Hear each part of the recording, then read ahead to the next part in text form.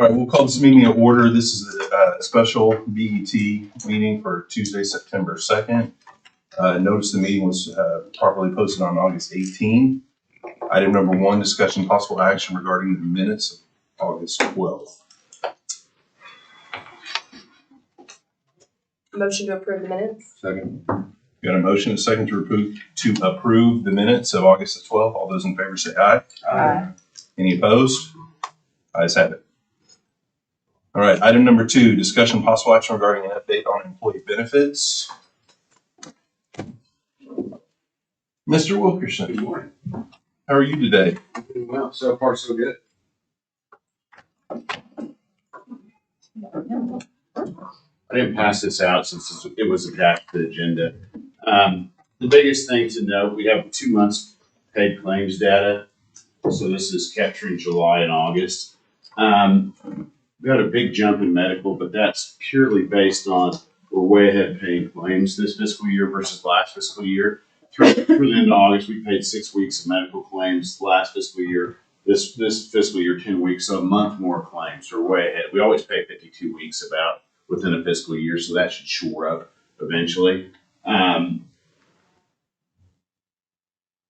Prescription claims are trending down. We have 8 weeks versus 9 weeks of prescription claims. Overall, when you combine those, we're about 3% over, so not bad at all. Way under budget. John, that is 10 weeks versus the 6. Uh-huh. Did we pay, are some of those 10 weeks from 24, 25? Yeah. About a week or 2? What do you mean? Probably at least a week. Yeah. So overall, medical prescriptions looking good. Any questions on that?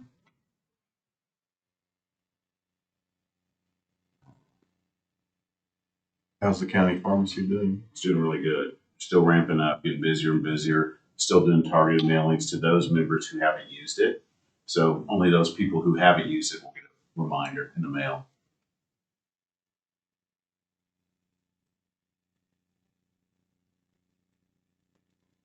And based on the additional usage, are the rebates or the pricing starting to? But we're starting to get way more More in our favor? rebates. Yeah, way more rebates. So last fiscal year, we ended up with a lot more rebates than we did the prior year. And so we're still seeing those rebates increase. And then we're working on those new drug prices to try to get McKesson to get new drug prices, cheaper drugs. Our rebates are based on fiscal year. Yes. So when would you have to resubmit to McKesson? Or is that? So is there a it's time an period? application process. We had to be in business for 6 months and have X amount of volume. Right. So we're at that point now. So we're in the process of applying through their governmental division. Okay. Yeah. We're almost there.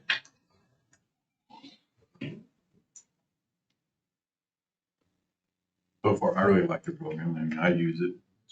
I just want to say thanks for doing that. So, We're running about 1,600 scripts a month, so a lot of scripts. Biggest, most pharmacies utilize. It's the biggest pharmacy utilized on our plan of any other pharmacy. That's awesome. Yeah. And I will say I've had good experience with some of my local pharmacies in the past, but I've never had as good of experience as I've had with the county pharmacy. They're Johnny on the spot all the time, and they do everything they can to get it filled fast if you need it filled. I've been very, very pleased. yeah, have it to your house. Mm-hmm. I've pulled up sometimes and I see them running meds downstairs to people down on the curb. So, the service is really, really good.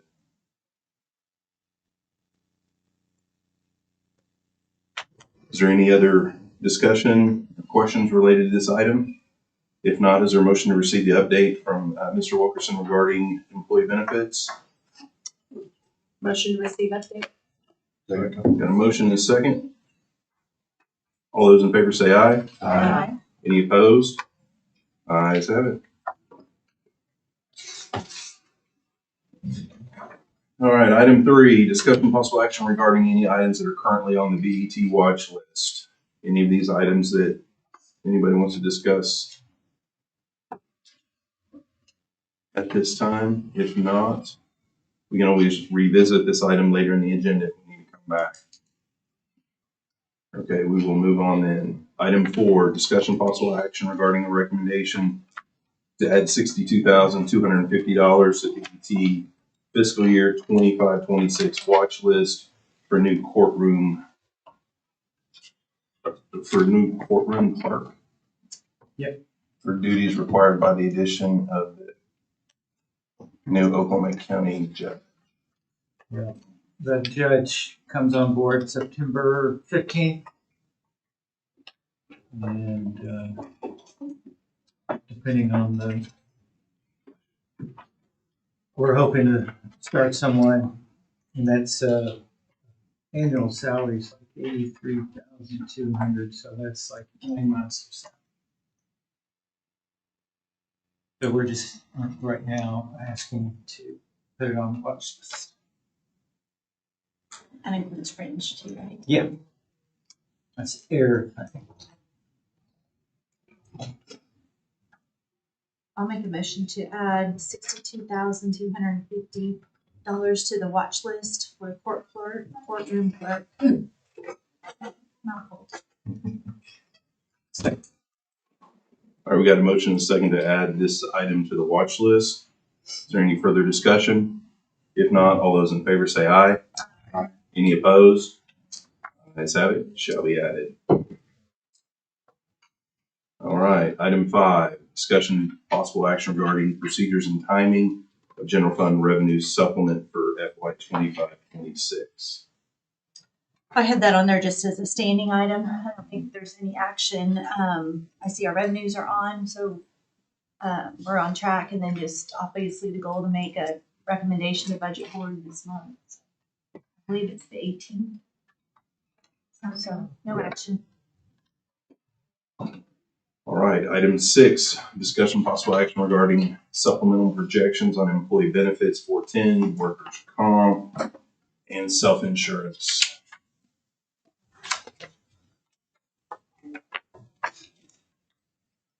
Are there any changes to what was? Are there any changes? to anything?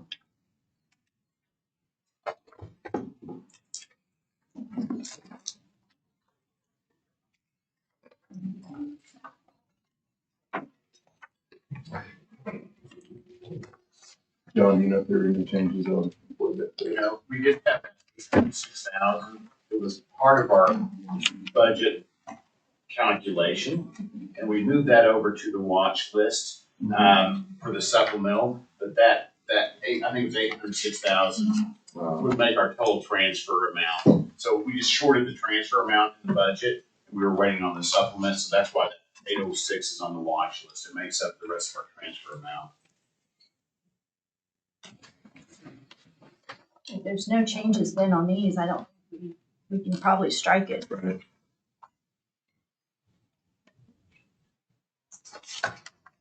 Okay, is there a motion to strike? I'll motion to strike, item 6, the employees benefit supplement projection, workers' comp supplement projection, and self-insurance. Do we have a second?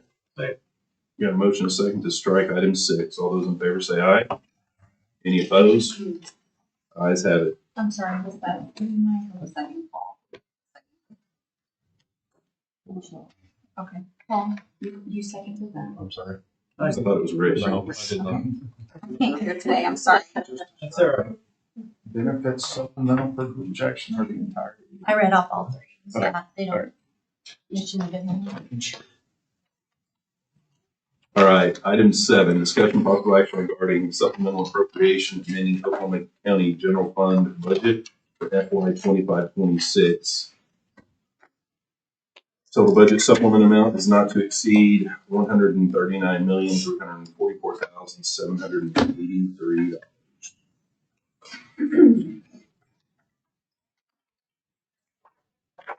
Is Albert driving? Albert, do you mind making that just a skosh larger? And by skosh, I mean like 5 times that size. That is very good, yes, thank you. Yeah, folks. Horseshoes in hand. And PDF document.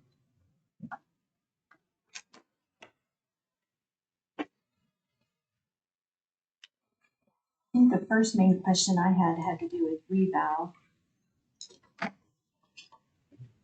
The reason for it going down like that. Was your reval smaller, your budget that you turned in, or is?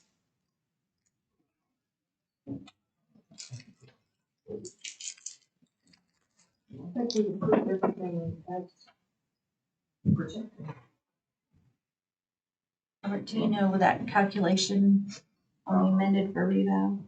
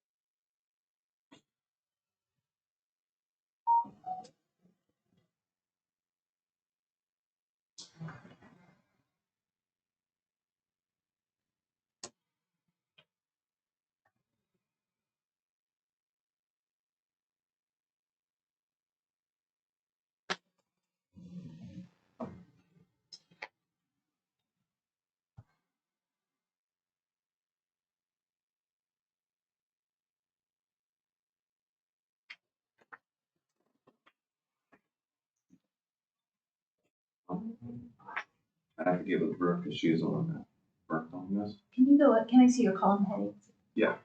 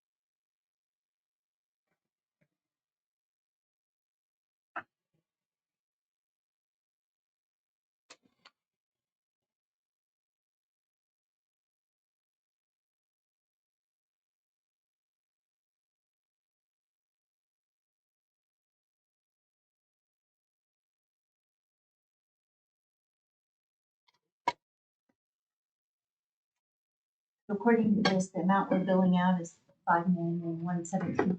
That is, yeah.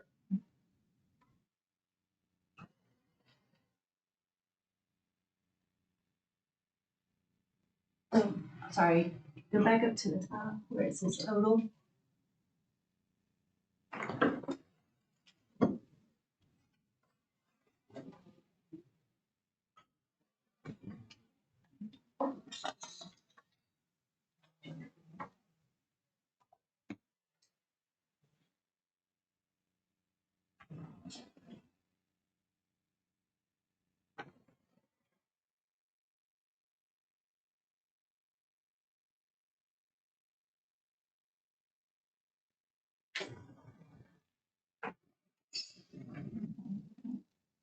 The same thing per se. Go back and double check that.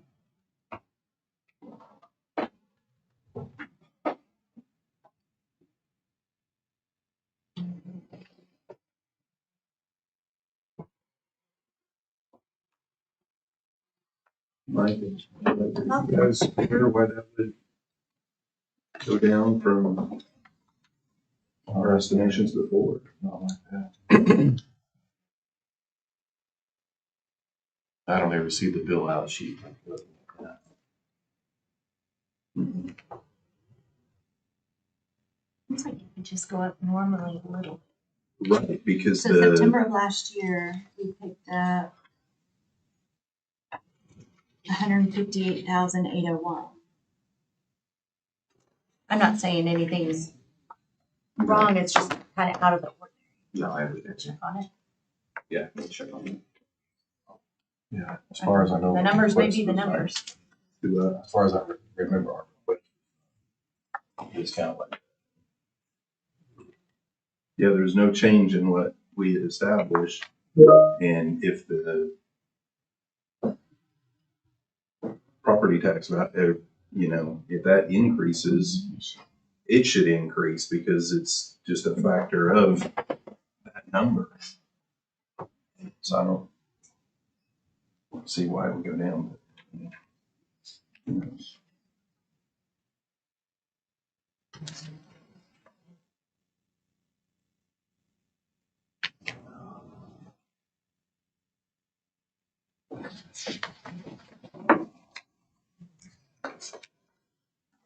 Did anybody see anything else as far as a glaring issue on here that we need to address? The only other question I had was on fund balance going down, the 1.8 million. What might be attributed to that? Let's see.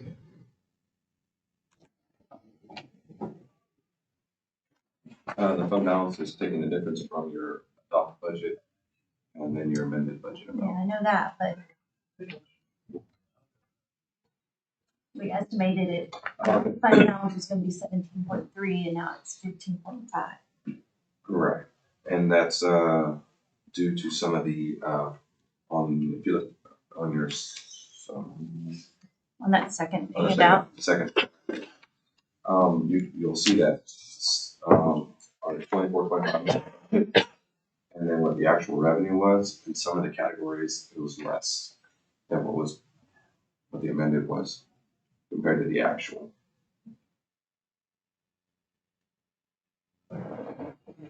say that again, I'm sorry.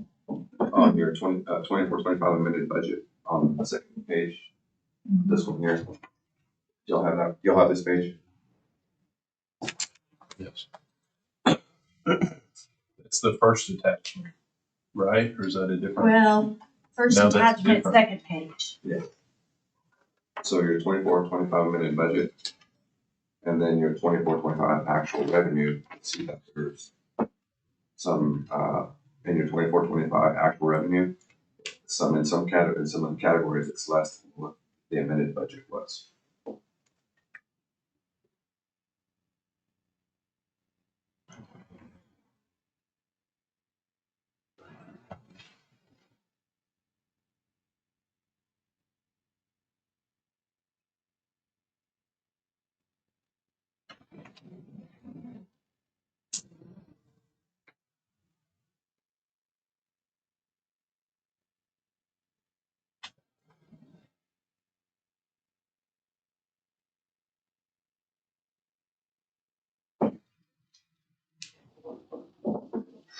So just for example, if you look at the year revolving in the amended budget for 24-25 was 350,000, but the actual revenue was 119,845. It's,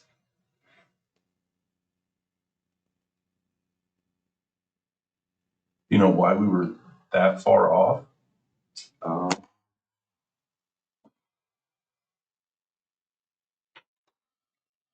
no, without going back and researching it to know for sure. I'm not Yeah, 'cause a following lot your of the stuff, because actual then you revenue show and that what- the projections then are 376. Of our actual. And that would compare back to the amended. Mhm. Let's see here. That's the 25-26 projection I've been projected for it. Hold on.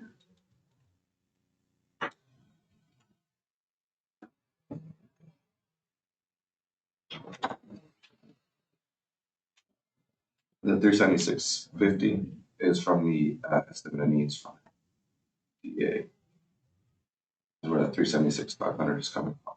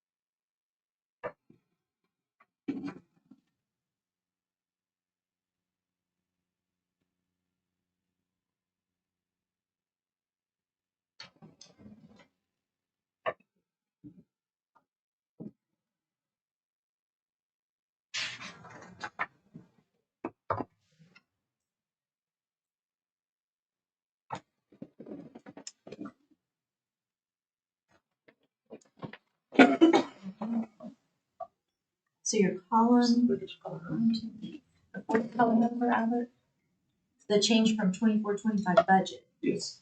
that's taking column 1 versus column. Yes.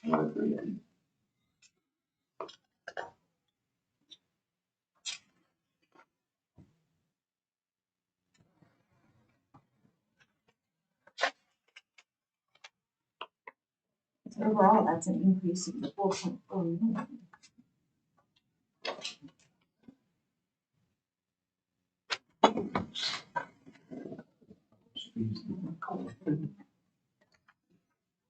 Can you walk us through this?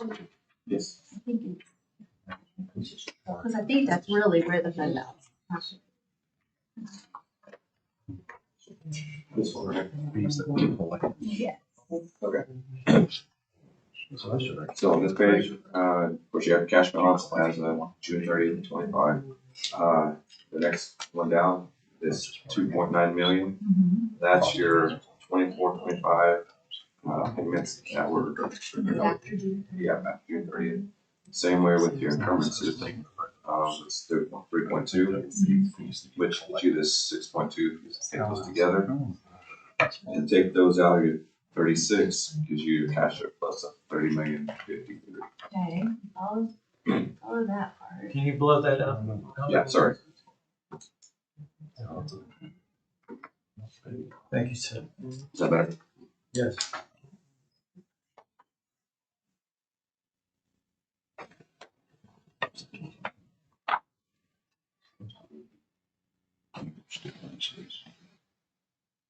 And then the 109, that comes from the assessor's office.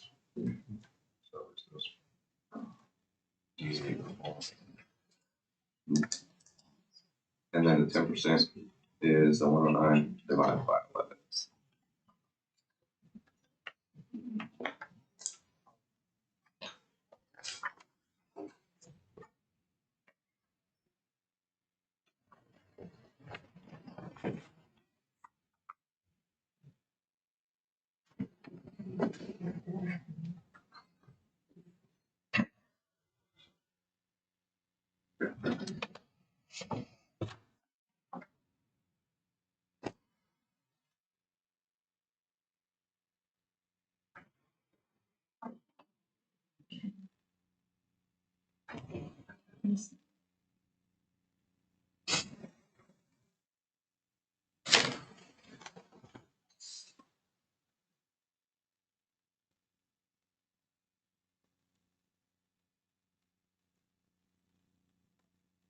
And then that 24 million comes from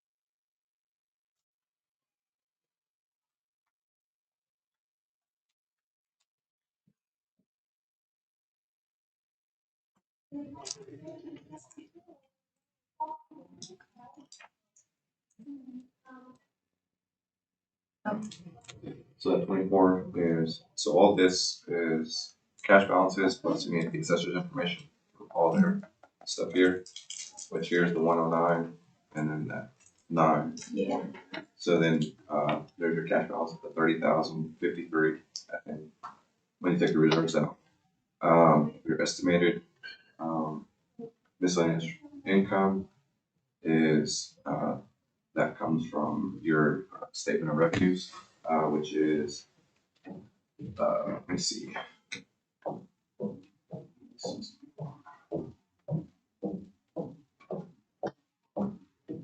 So that would be The 12.9, the 5.2, 2.5, and then the 253.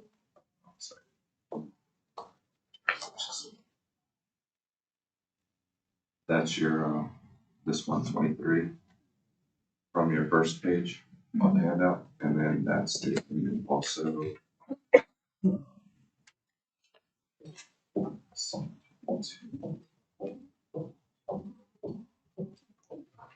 Subtracting this net proceeds of tax levy, and then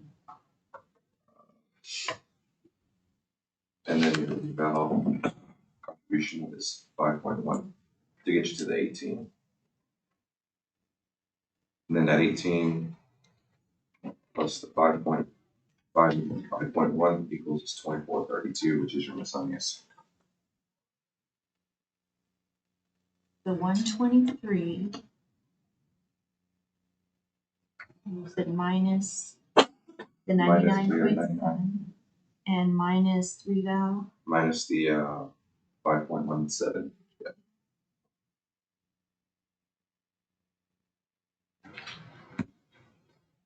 And then what was the last part of that? So,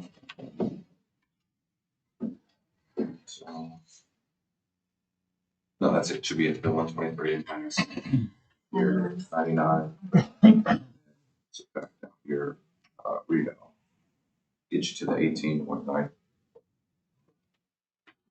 And then that 18.9 plus the reval gets you this 24,032,000. So you're adding right back in the reval? Yep.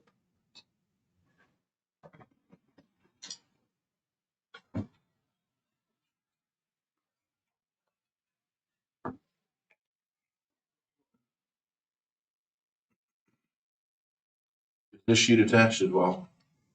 No. So, Christie, are you done looking at this sheet? Because I've got, can you go back to that second page of, there we go. Okay. Can you enlarge it? Yeah. More? Yeah.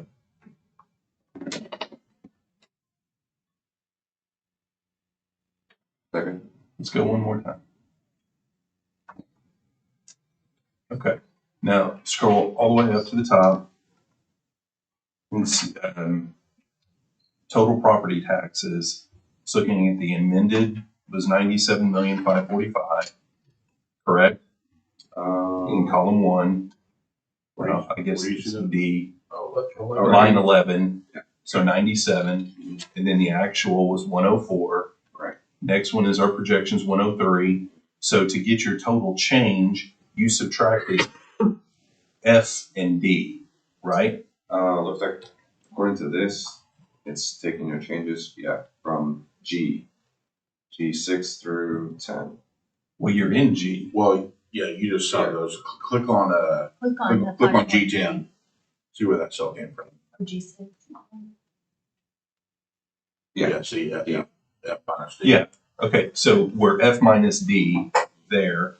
And now go down to the next section in intergovernmental and click on that. All of those sections seem to do that except the intergovernmental. When you look, it looks like it's subtracting E and F, not D and F. So go all the way down to the bottom of intergovernmental revenues to where you've got the gray line, 34. That 320 appears to be the difference between F and E. It's the sum of all of them again.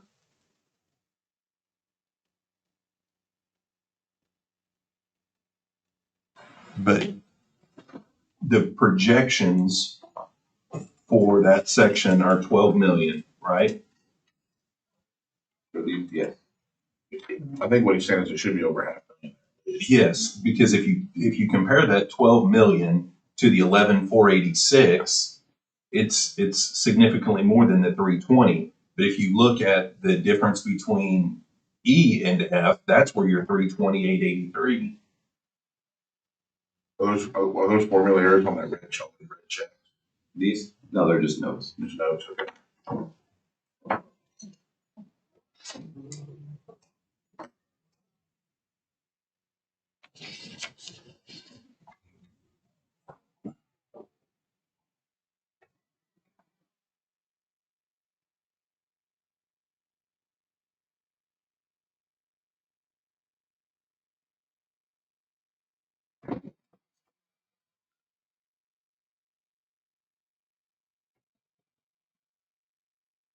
I mean, because if we're in the change from 24-25 budget, that would be a comparison of the 25-26 projections and the amended 24-25 budget, correct?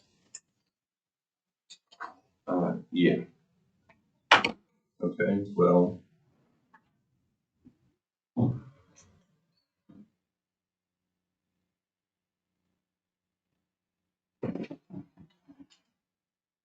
That's 571,760.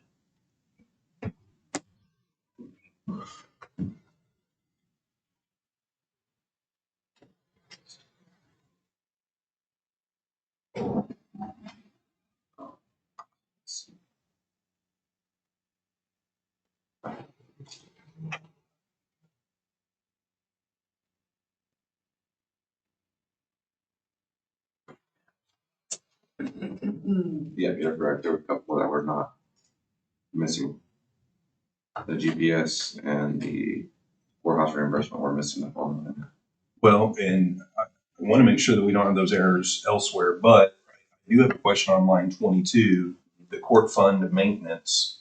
That was a contract and the amended budget was for $779,559. But you're showing the actual revenue that we received for last year was 422,342. Does anybody know why we didn't receive the full amount of what was contracted for that year? I do not. I do know. What line is that? 22. Joe, Paul, Brandy, do you guys know? 22 is juvenile. Well, that's the call number. Will you scroll over a little bit to the left? Which one? It's line 22 on the. On the second handout. page. On the second page. Yeah, on that one it was a different line, Oh, okay. but it's the same numbers. On the second page it was There you go. 22. All right. No. Yeah. This is the one we're looking at, right? Line 30? Yeah, just scroll over to the left a little bit. It's just captured. Oh, I see. Yeah, there you go. There you go. Now line 22. Line 27. Okay. Yes. Row 30 is not. Number 30, 22. Yep. I'm sorry, row 30 up there, but on the actual document it's number 22.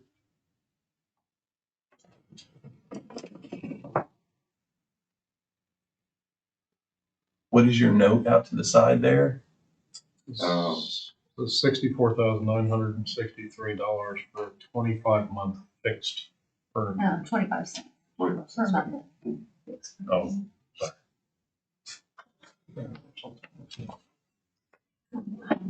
So I know that contract, because remember, we front funded it last year out of general fund, and we were gonna treat it as a reimbursement. So as those dollars come in over the fiscal year, it would be sitting in general government to start the next year, and we would just start that budget out with that 779, and we would just roll it forward every year like that. Which I think we've got an agenda item on here later to discuss that, but I think that's problematic if we're not receiving the full 779.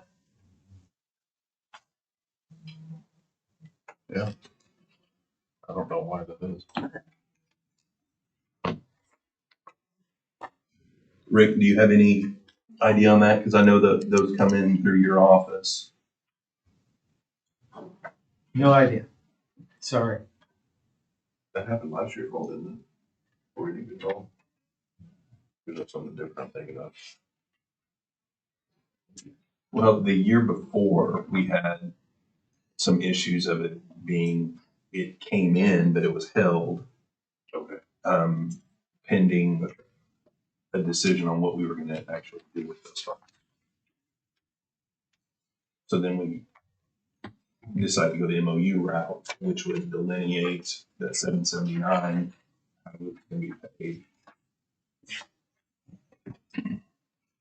Seems like, I don't know why, but it seems like we got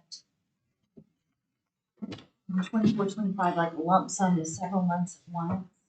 And then we started getting monthly payments, but they weren't at the 64. It's almost like they were half of it. Yeah, scroll up right there. We were getting 35,000 for several months, but the first payment in the fiscal year was a bigger lump sum. Yeah, 175. What's the date on that 175? Then it looks like it's coming in monthly, but not at, we just need to check what.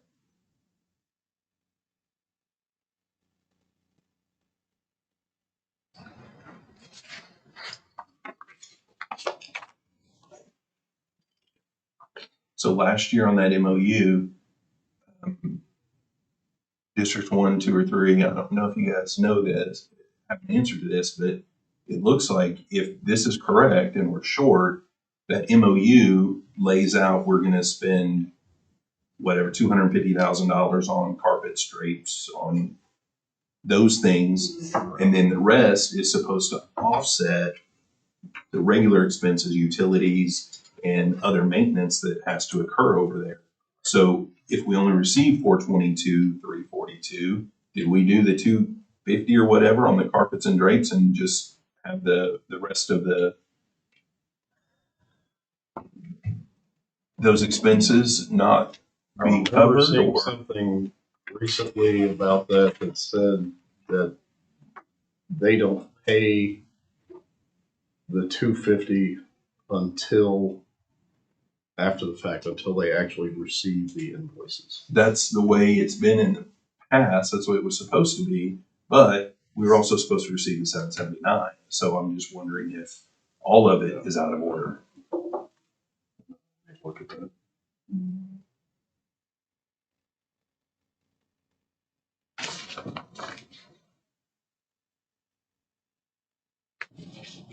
So even with the MOU, it still falls through court clerk or it goes through county? I think that the funds still come through court clerk's office because I think doesn't it require Mr. Warren's signature on there and the presiding judge? Rick, are you aware of that? That's my recollection of it.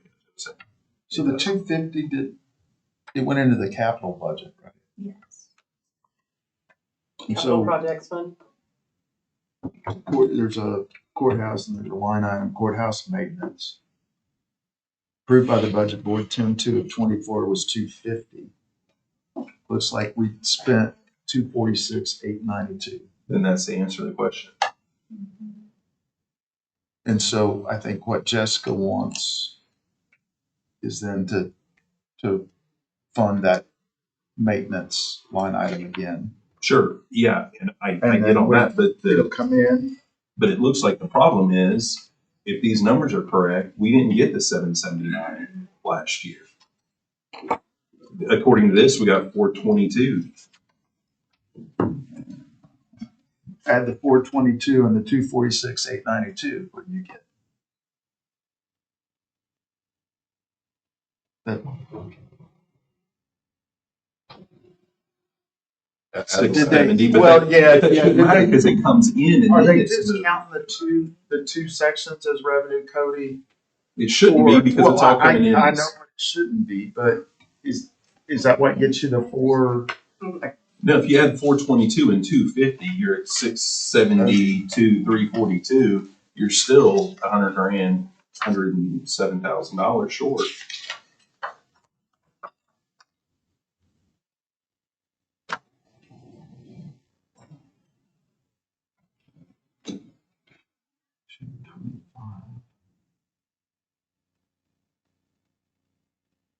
That's fine.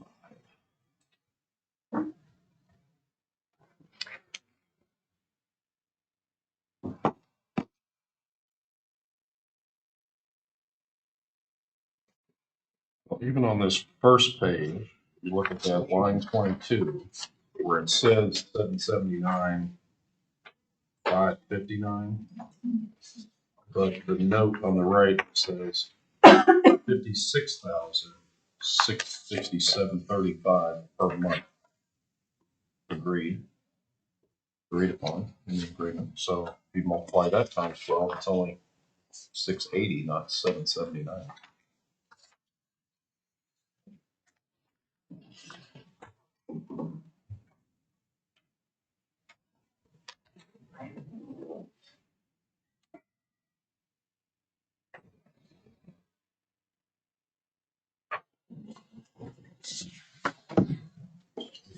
What was that monthly agreement number? It was 56 what? 56,667.35. Thought we saw 6 something. On the Yeah, it next was, page. on We six. got notes, not. I'm looking back to see what we had to need adopted one year.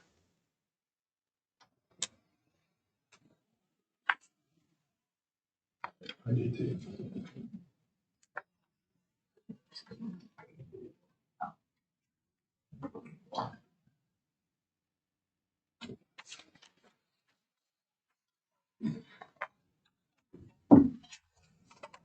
That's dollars.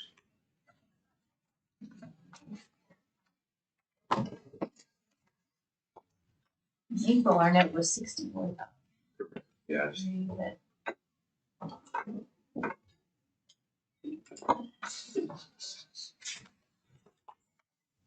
Good.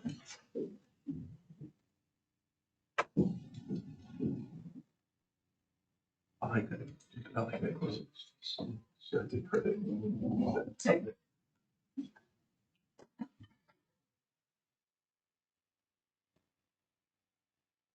So, Joe, based on my math, if this is correct, we did the MOU because the courts wanted a certain amount of that 779 to pay for certain things. Correct. BOCC wanted it to be paid for other stuff.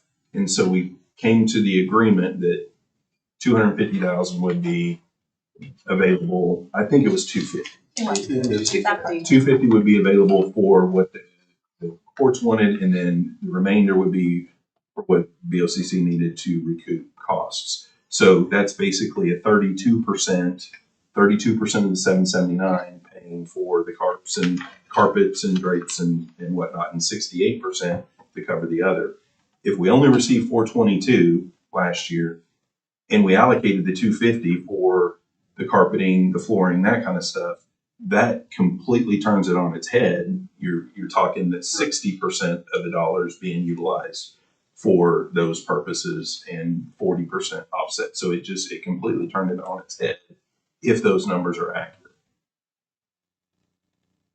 Now, we do have it broken down on here, where you've got the 779, 559, line 22, and then line 25 courthouse reimbursement, 250.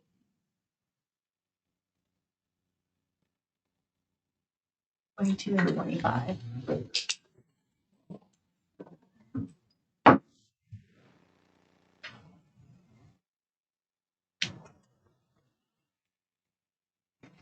So that line 22 should more appropriately reflect the first two categories of the agreement. You add those two together, it's 697,683. So if that is the case, we're still not at the 779.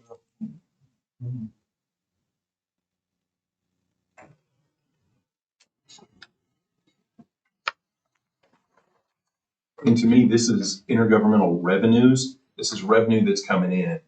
I would think that it would all come in and be listed on here as the court fund maintenance, the 779, and then you would just move the 250 out, not separate them as far as different revenue streams.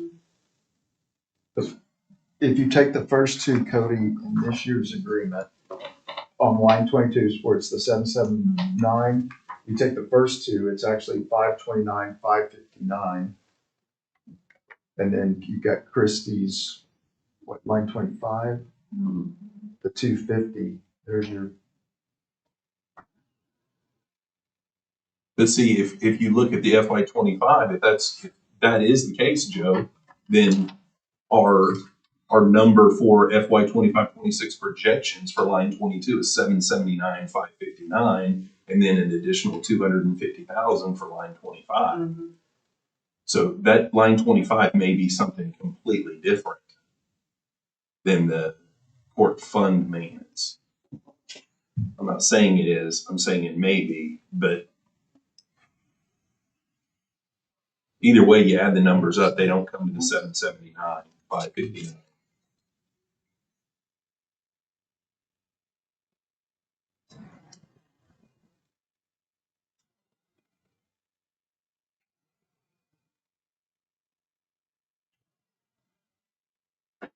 I'll reach out to Renee. If you take, Troxel.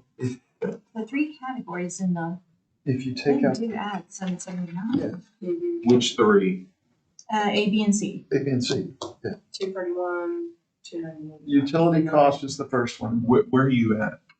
The contract. It's the contract. Oh, yeah, the contract adds to the 779, I think, but I don't think there's a dispute whether the total amount is supposed to be the 779.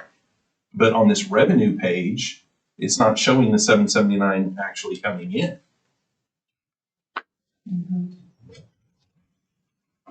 Yeah, right. If you, it's in and then, Albert, read it back. Gotcha. So would it be the 422, 342 plus the 270? those come up That's to 500. those come up if you add the 422, 342 and the 275, 341, that comes up to 697, 683. We're still not there.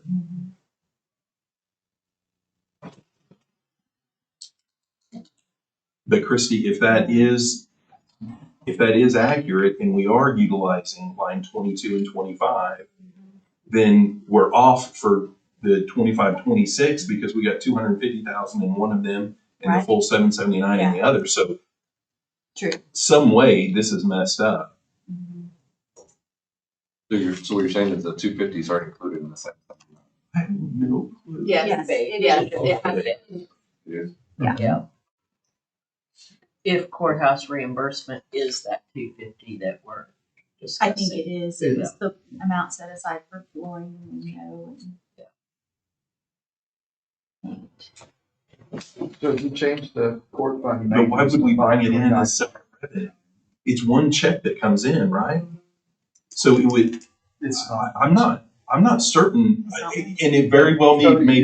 you were only getting the 250 as it's spent, whereas the first two categories are a monthly check.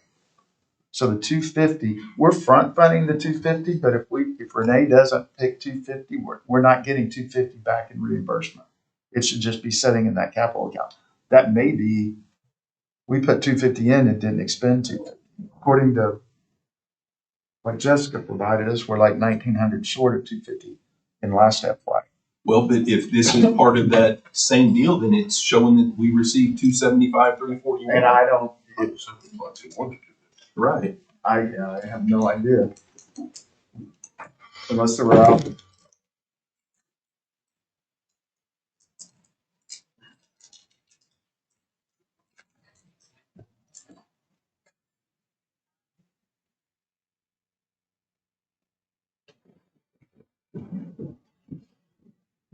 But only the top two, A and B, are billed month, or should be billed monthly. And then C would be, As used.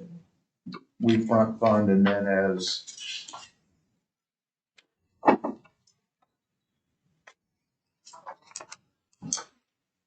And is there no way that those funds, the C funds, the 250 that are in the capital account, is there no way as we receive reimbursement on that, it can be put directly back into capital?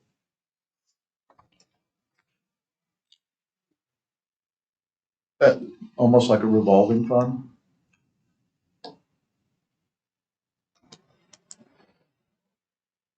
Mechanically, I think it could.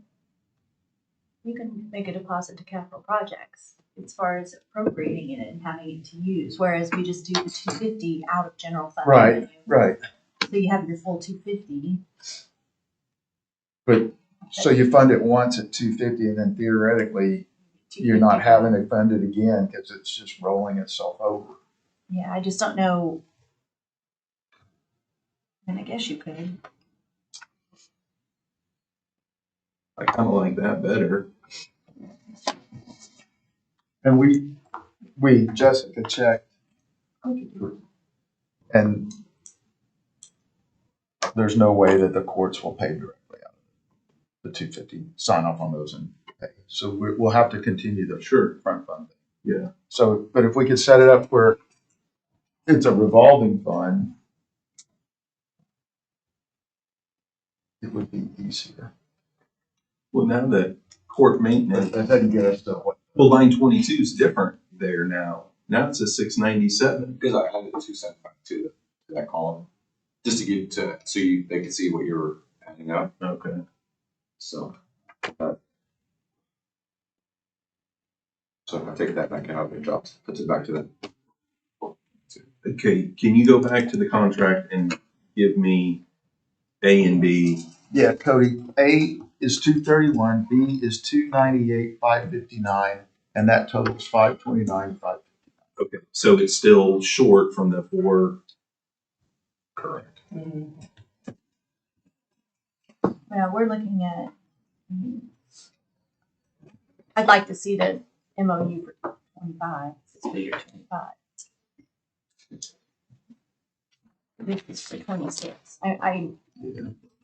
We're just assuming. So I asked Jessica, and she told me that none of those provisions have changed from the previous fiscal year.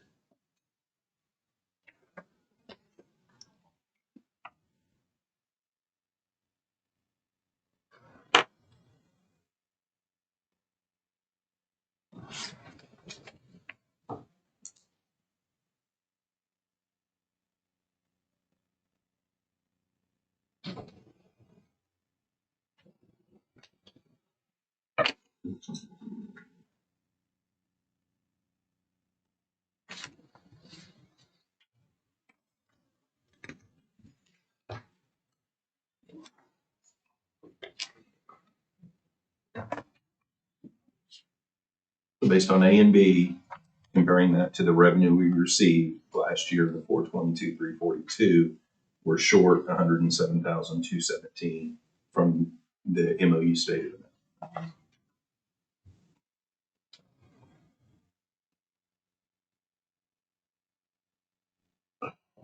So That where could be does their the note monthly. come from on that first page, which I'm assuming is last year's agreement?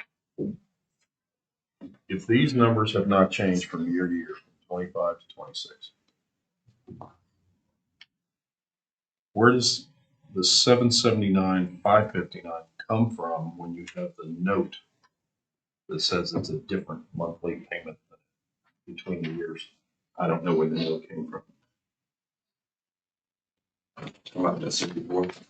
Yeah, 64, but on the other one it says 56. That was,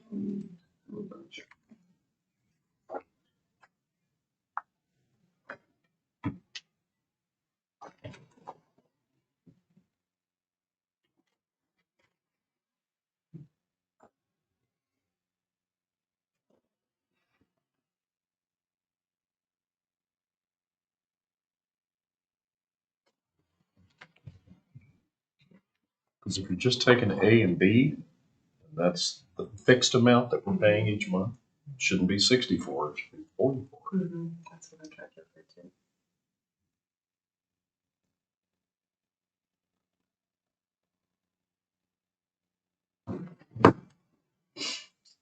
And this is what goes in the classification of a multitude of errors. Yeah.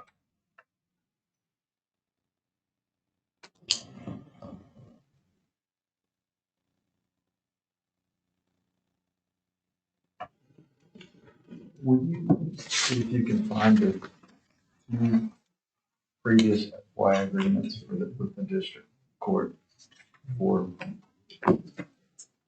searching on my phone is not a great one. Now, when we were doing the same exercise in September of 24, so the same page from September, we did put in 779, 559, 24, 25 amended budget. Yeah. So it's the exact same budget. Right. Yeah, and when Jessica told me that it was 779, I recognized that they were the exact same numbers. What I asked her was, is there a change in the $250,000 amount? You know, where, you know, they wanted 300,000 of the 779. And so I was just curious whether they changed that piece or the pieces that go into the 250, what they will allow.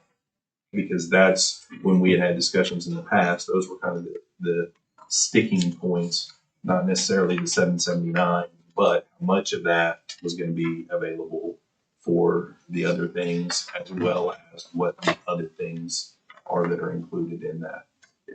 Cody, I pulled up the 24-25 supplement one, and it looks like, so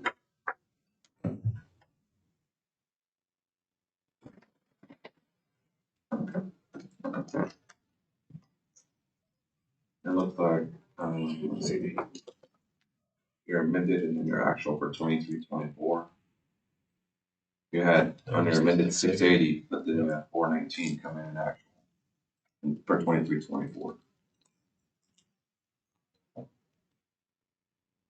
Right, but Yeah, and for then 24-25, we got 779. Right. projection, yeah. Yeah. And that was based on the new contract that we did last year. But- So, Right, but just give you an idea like where you guys are seeing the and your amended and actual. yeah, Yeah. but also, look, it's just one line item. Court fund maintenance. Now it appears that we've split it out into two different lines, but Am I missing something? Do they need $250,000 for paint windows and doors every year? You're not missing anything. No, you're not. Don't I tell think my it- wife. I think they hadn't had that type for a while. So the 250 was established. Now, is it questionable going forward? so what had happened, But if they only I think it was in pay us if they use it. yeah, in like 23-24, just as kind of a refresher, we received those court funds, and it may have been less than the 779,559. I don't remember exactly what the check was for, but we received it fairly early in the year, halfway through the year, something like that, and it was held here at the county, not getting a signature on it to be able to deposit it because there was dispute over what that full amount was going to be used for. And until we came to some agreement, there would be no signature on the check, no deposit, we couldn't move forward. So BOCC decided to go an MOU route. And that was the 250 versus the rest of the amount was a negotiated deal between because I think the courts wanted, I think what they wanted was, and not to speak for them, but I think BOCC wanted the full 779 to be able to utilize to offset expenses for over there. I think they wanted, their viewpoint was that was more for what they wanted done over there for carpets and that kind of stuff. And we were at a stalemate, and based upon negotiation, that's where the 250 came in. Okay, so Am I misremembering though, Cody, Probably not. to borrow a phrase from Roger Clemens?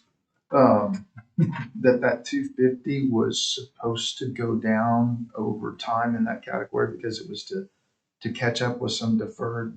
There was discussions about that. But that was not in the MOU.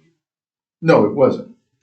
And the MOU remains the same. So they spent $275,000 this year for, again, windows, paint, and Is she flooring. here? She's on vacation. So, So, I mean, how much does that total project cost? so if I'm understanding this right, the 779 per the MOU is 250, right? Correct. Yes. Okay, so then in order for your projection to reflect correctly, this 779 needs to be reduced by 250. Yes. Correct.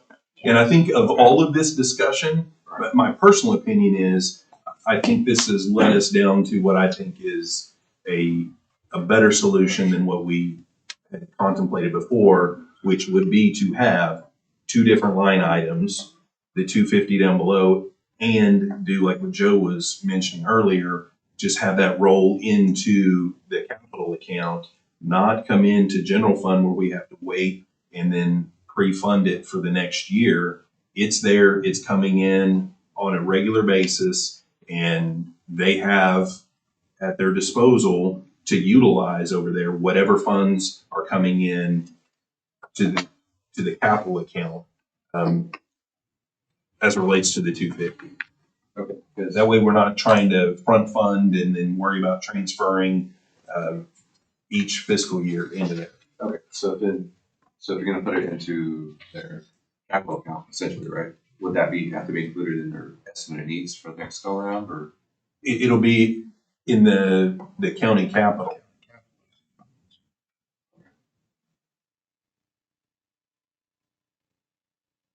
So yeah, if you're gonna have a line 25, then there needs to be an amount Right. Yeah. in column, in F, There needs to because be- we don't want to change D, because D was from the previous year, the amended budget. But in F, line 22 in F should be minus the 250. So it's 529, 559. Correct.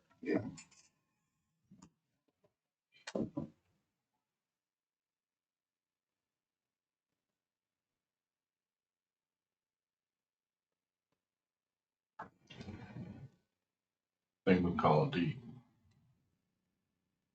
No, column D was for the previous fiscal year, and The two lines we showed up in April when we did the budget for July 1st of this year. It's when we finally added Okay. line 25, so. So but the entire number is 779, 559. So we're calculating, or we're tracking the reimbursements in two separate line items. So on line item 22, We probably should have on 25 column D put 250. yeah. But at this point, I don't know that we go back and change that now for the previous fiscal year, but moving forward, we definitely change it. Brandon, the 779, 559 is basically a not to exceed number. So the definite number is the 529, 559 with an amount not to exceed 200 with an additional amount not to exceed 250,000 coming in for those other expenses. so how much are we actually earmarking? We're earmarking the 529, 559. That would be for expenses that BOCC It's determines that they utilities will and general- use to reimburse themselves for just regular maintenance. A and B on that. Is it okay? Yeah. Renee says, and I hate interrupting your honor.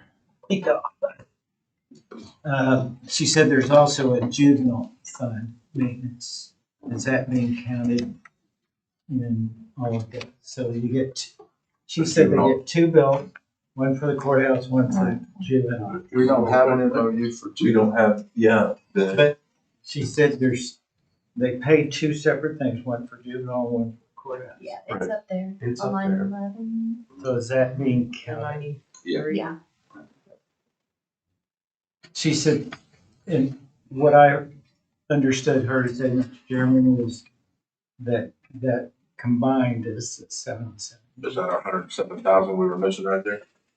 no, And she also said on the maintenance, Yeah. I think it was clear. the 107,000. Yeah. Where? Yeah, it is Because covered. 11. Covered. Juvenile is covered. In the I had MOU? forgotten that. Okay, but It does say courthouse Yep. and juvenile. on 24, that's It's 61,000, right? That's grant funds.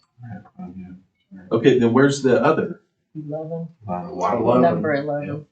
Oh, okay. Yep. That's right.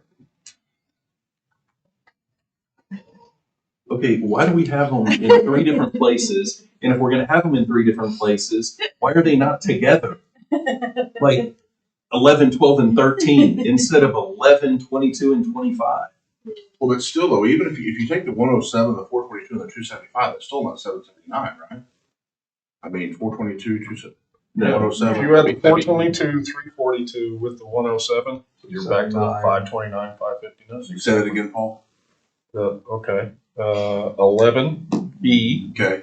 plus 22E is the 529, 559. Right, but then you have A and B on the contract. but we're Okay. over budget. though. Plus the 250 is, But it's actually plus 275 is what's on the screen. That more. Right.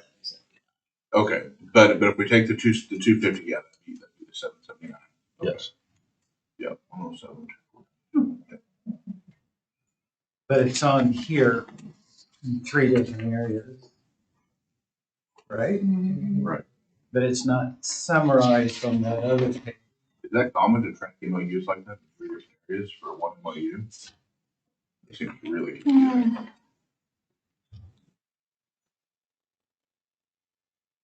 I'm wondering if does juvenile pay that part, the juvenile court, even though it's one MOU? Well, juveniles, they're not paying anything. It's just the BOCC has all of these expenses related to running the courthouse and running juvenile. And so their BOCC is just internalizing those funds to offset those costs. Right, but when we get reimbursed for them, when those checks come in monthly, is it a check from juvenile? No, I think it's just one check coming in from the court fund. Okay. And then I think what they're doing is they're allocating it when it's coming in. It looks like they're allocating it to separate places, which I understand that you would probably want to track that somewhere, but I don't know why you track that on a revenue page, because the revenue is the court fund maintenance. And the court fund maintenance includes the county courthouse and the juvenile. We're still gonna have to fix those lines though, because now on 11D, you've got 94 grand. On 22D, you've got 779 grand. And then our current year, we've got 82,000, 529,000 plus 250,000. So those numbers aren't gonna drive anyway. I mean, we're gonna have to somehow fix that and get it back to square. I mean, you see what I'm saying? Right, yeah. I mean, it's Yeah, and it was definitely off because it had the 779 plus and 90/30. I mean, even for the current fiscal year, I mean, the MOU is for 779,000, but if that's truly where that number is, and actually the MOU is for 779, 559 plus 94 grand. You know what I'm saying? Because it's split up in 2 different areas. We well, the 529, 559, if you subtract that from the 80, or if you subtract 81.9 from the 529, 559, then 450. yeah, and put that number in 22F, then that number plus the 81.9 would equal the 529, 559. And then when you add those two numbers plus the 250, you'll get to the 779, 559. I'm gonna guess, and I don't have it in front of me, but these line items are tied to miscellaneous receipt codes. Correct. So when he pulled a report and showed us the 422, 342, that's a separate code than what it comes in for juvenile. It may be one check. I don't know how it's split. I mean, I'd have to go back and look, but there's probably 3 revenue codes being used. And it probably evolved. We're gonna include this time. Okay, let's create it. Okay. I mean, we can, if we don't need to track it, then we can combine it and we can make the changes. I don't know about mid-year, but we can get courthouse reimbursement to go into capital. On other MOUs though that have multiple lines, so for example, let's say there's an MOU that's got a salary, a benefit, and a so is it common for us to track those line items separately rather than just tracking the whole MOU cost? Like you should, I mean, On I that get, case, so salary, fringe, travel, if that's gonna be on That's the on the expense expense side. side. These are revenue codes. Like these don't break up any kind of M&O or capital. This is just trying to track revenue coming in. right, but each category is capped though. On the MOU, you've got A, B, and C that all have a not to exceed number. True. So, I mean, I get the difference between the revenue side and the expense side, but We'd have to look, because when it's submitted to us, do you have one? Yeah, there's a juvenile. I know, I'm just curious how, like, when it Is comes to it our office, possible? it's gonna be broken down by somebody. Let me rephrase that. It's possible And we can look. for this to occur, but did it occur? the state can pay for certain, OJA can pay for certain, maintenance related items at a juvenile center. Remember, that's statutory provision. Is it possible that the number up here that's reflected as revenue for juvenile is some crossover or something that they got from OJA and That's my Combined with concern about assuming that 25 and 11 are part of 22. I'm trying to figure out. But yes, we did. I think Hannah used Yeah, some for, I'm just wondering how people. was it hot water tanks or something last year? So that might be why that revenue number. No, I Right. saw it, I got it. It's $25,000 more. That could be. I'm beginning to think that's. Because probably it seems like, you know what, because there was a grant and the dollar amount wound up being more expensive by like $6,000. And then they wound up getting that on the back end, and I think it was around that $25,000. 25, 26,000. But once again, that if we're tracking that on the revenue side to be able to ascertain whether the 779, 559 is coming in or not. If we've got other things that are part of that same revenue code, it makes it extremely difficult to track and make sure that everything is being accounted for. I'm just trying to reconcile in my own mind I how think you're the right. juvenile, Why it would be higher than because the that would be 250. almost like a one-time funding Mhm. infusion. Yeah, because we actually transferred reserve dollars to juvenile to cover that expense. And then they were just, when they received the reimbursement, it was going to come back into county general. So what's the reason again for the county? Just because they don't have the money up front? What's that? I'm sorry. Like, what's the reason for having the 779 filter through? Because the court does not want to write the checks themselves. That was a solution that we said was okay. The 779, 559, just subtract $250,000 from that. So we got the 529, 559. We'll do an MOU for that. And then the 250,000 for your carpets and all of that stuff. You just keep that money, get whatever contract you want to come in and do that work, and just leave the county, leave BOCC out of it.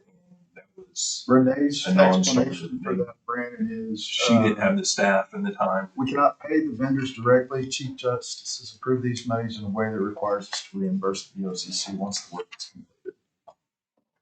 Well, she had indicated back then that she didn't have. Right, that's the Staff answer today, or- or a few days ago. I wanted to get us out of this business and ask Jessica to go and talk to Renee. So the next best solution would be to directly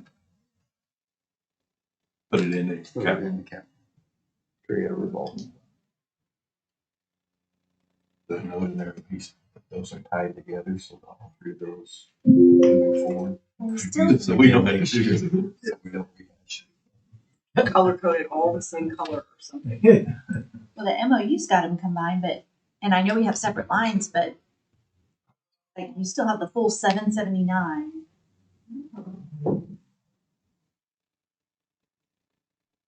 I guess Which my I think question we was, fixed that, but then you've got 81,900 for, so it seems like the 779 should be lower what's in line 11 and lower the 250. I think what my question, I guess, is that we've got it tracked on three separate lines. So and I probably need the attorneys in the room to explain this to me, some dense. But so is the total MOU, is that the only number that matters? Or do we have to go by each individual call? Because if so, we blew through C anyway. So what's the difference in tracking it separately if we're just gonna blow through the numbers anyhow? If they're gonna spend $275 for floors, windows, and paint, why even have $250,000 in there if we're not gonna listen to it anyhow? Well, because what Joe was bringing up, and I think he's probably correct, this is what I was saying about it being difficult when you're throwing different things in there. I think the extra 25 something $1,000, I think it's money that was brought over from the state when Hannah did that grant to replace, and I'm thinking it was hot water heaters, but it could have been something else. But they would have had to Or have was been that glass window or something? Was it? And then they went out to bid and they received the grant and they were gonna have to pay the 19, and she had that in her budget. But by the time everything was approved and finalized, the pricing had changed. So she needed an additional like $8,000. So we did a transfer from reserve over to them to add to the money they already had set aside to pay for that.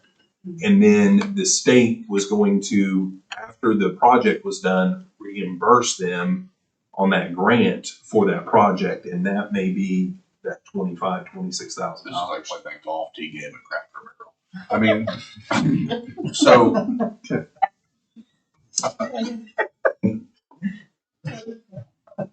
We had that situation with the dishwasher and the glass. So it was the glass. And then, okay, yeah. So, but Brandon, by us having the 3 different line items in that line 25, if we're including other things beyond the 250, it makes it why not just a try to do that? mess. Yeah. I mean, And my point earlier was that if this is just for BOCC to recoup other expenses for utilities or whatever, why does it need to be separated? Whether $81,900 is for juvenile versus the rest is for the courthouse. It's for both. It's the court fund maintenance. I think that it would be better just to have it 2 lines instead of 3. Line 22 is the court fund maintenance for the 559, and then 25 is courthouse or county capital courthouse reimbursement or whatever. Well, we wouldn't even need that line item because it would be going directly into that other budget on a revolving basis. how does Renee know to cut a check? Somebody sends her an invoice, somebody, What was your question, Brandon? Sorry. how does Renee know to cut a check? Who is She- responsible for sending her the IOU? Facilities maintenance. Okay. So Renee selects generally, the way I understand it, Cody. I wasn't involved in the discussions this year, but kind of the way it was envisioned is that Renee would determine the project that she wanted to utilize the 250 on. She would be involved in selecting the vendors. As long as it's one of the things that are delineated in item C of the MOU. Correct. And then Keith would get the work performed, and then we would present the invoice, and it would be signed or approved for repayment, and we would get a check. Correct. So this would go through the standard appropriation process once each month, or whenever he gets the money in, he sends it on the 308 form or whatever, says this is where the money needs to Now, go. that part I can't tell. I mean, kind of to Chris's point earlier, I mean, what stops it from just being 3 categories? There was a reason they were set up at some time. Yeah. For sure, because then you've got even the notes. I mean, it's almost like it's a certain amount per month for the juvenile, and then you've got the certain amount per month for something. So I'm assuming they came on board at different times. Yeah, but the problem And is she's those evolved numbers one don't total the MOU price. Do what? I said, and I understand that, but the problem is that those numbers don't add up to the MOU's agreement Right. amount. But if, It's like we arbitrarily found numbers to plug in there. what, did we just take the juvenile, whatever the revenue number is, and divide by 12? And if it had an extra 25 or 30, then that number would be. See what I'm saying? Well, I mean, I Back really out. don't know. Still working in the MOU is not very robust. I mean, it basically just says paint windows and floors. That's pretty wide open. I guess, I don't know. Go ahead.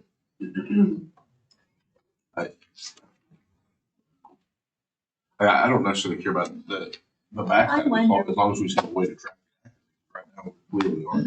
I wonder when, not on the 250, but on the other amounts. I wonder when invoices are sent for those, it does say, you know, this was your share of utilities at juvenile and your share at the, you know, the courthouse, or what the other one is, maintenance repair. So when like our guys do something at juvenile, they're gonna say, this is a reimbursement for juvenile, and then this is, I'm sure those invoices have detail on them.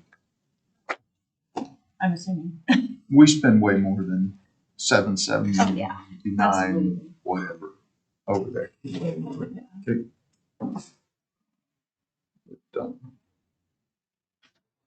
But there's a matter of statutory interpretation too, as to what we can be forced to do. I'll just leave it at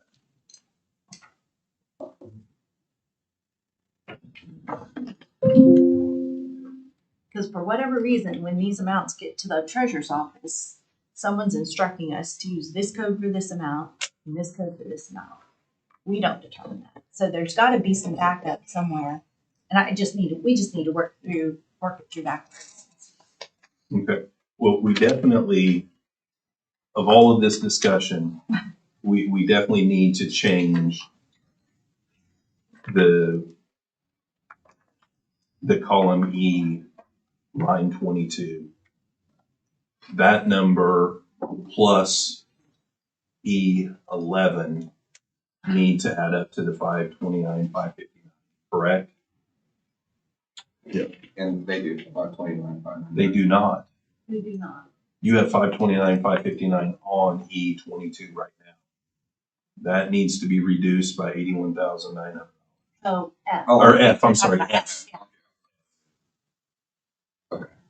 Right, okay, yeah. that needs to be.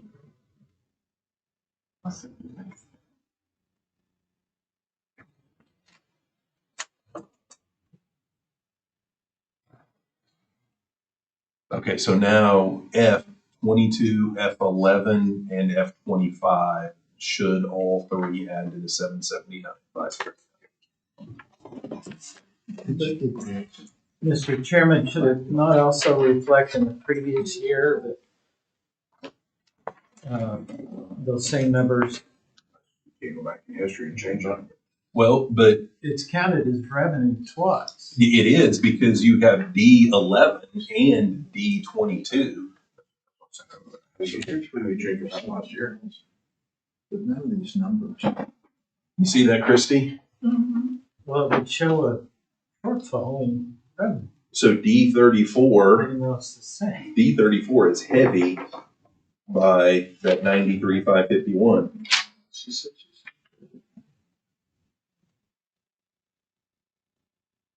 That's what I said earlier, you got 94,000 there, 780 down here. But Christian, are you saying that those extra lines only happened in April, that's not actually what happened last year? This April,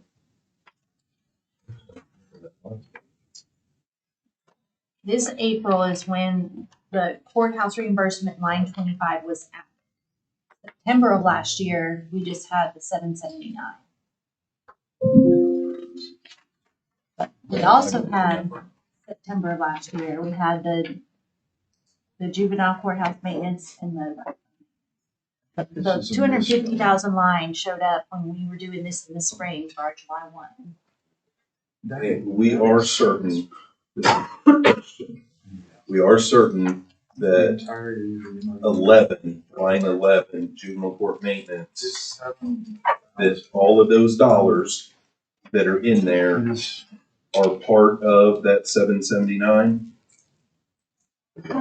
Where did someone say they saw? I mean, they add up, so I agree with Raina, what he just said, it'd be Yeah, awful coincidental if it didn't, but. Oklahoma County Courthouse and Oklahoma County Juvenile Center. Purpose of the MOU is to outline the use of the court fund by the county, utilities, maintenance, repair, custodial.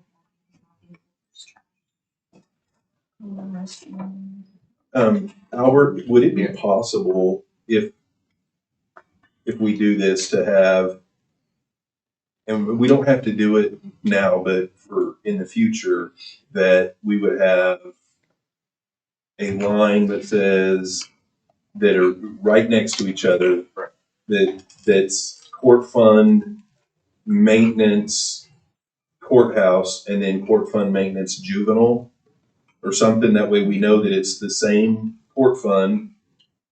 Yeah. Dollars that are coming in, and that they're right next to each other. So as we're looking, we see that. And if we need a separate line item for the 250,000, that it would be there with them, you know, all three in a line. Okay. But hopefully we can do it as suggested, where that 250 is automatically going into the county capital. I don't know how this spreadsheet's formatted, but I mean, could you like up Yeah, there, you could just do like a roll up? Yeah. Well, I can just do this. You just want them all together. I would like to see the documentation when these checks get deposited that come in. How, I'm guessing 2 different invoices, but, and then I'd also like to see, I mean, whenever this first started getting budgeted, how was it determined? I mean, we know that MOU, how the numbers come about, but how did it get so much up in the juvenile one Right. and so much, like, Yeah, what I can do is I can group all three of those together. But I can't do it now. No, that's what, I don't, because Christie brought up some points. I think we need to look at it and make sure that we're good, but in the future, when we're coming into budget cycle for next fiscal year, that we would have them have it figured out and have them grouped appropriately. Because it is what it is right now. And Christie, I don't think we can go back and change D, right? Because, I mean, we got the 779 and that 93,551. and that was our 24-25 Right, amended budget. The So, budget I mean, for that September. just is what it is as well. So, Do we have any more of these that, I'm sure there's some obvious ones I'm overlooking right now, but do we have any more of these that are just pass-throughs like that? Maybe we could put them all in their own section, again, almost like as a roll-up, to where we could identify the ones that are just pass-through. like juvenile detention. Right. Big 2 million is. Right. I mean, because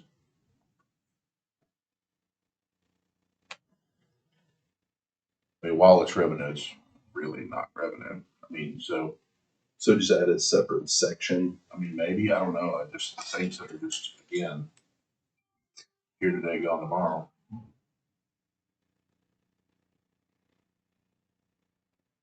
I don't know if that'd be helpful or not, but it seems like putting it into that whole thing possibly has created some confusion, at least with me.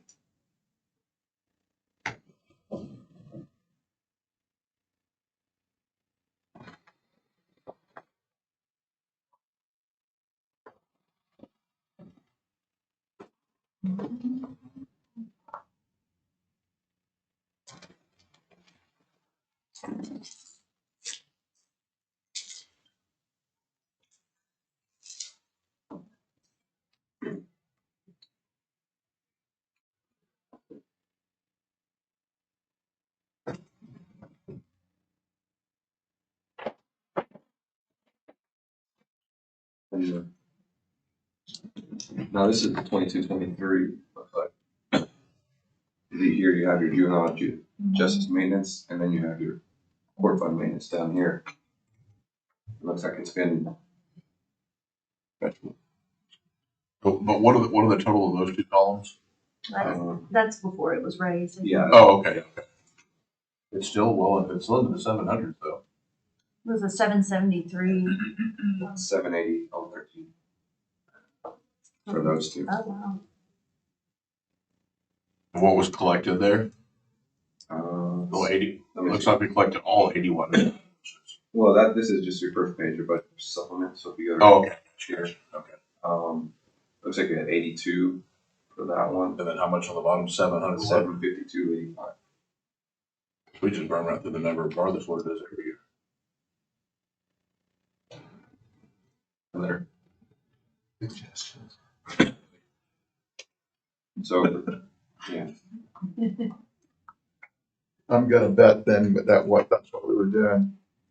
Whatever we spent was being booked as an expense to that particular code, regardless of the funding source, right? And that has to change. Yeah, it's got, yeah.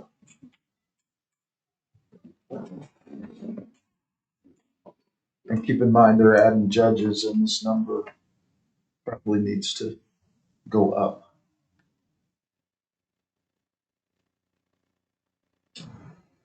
Because you got some chambers being moved over to this building.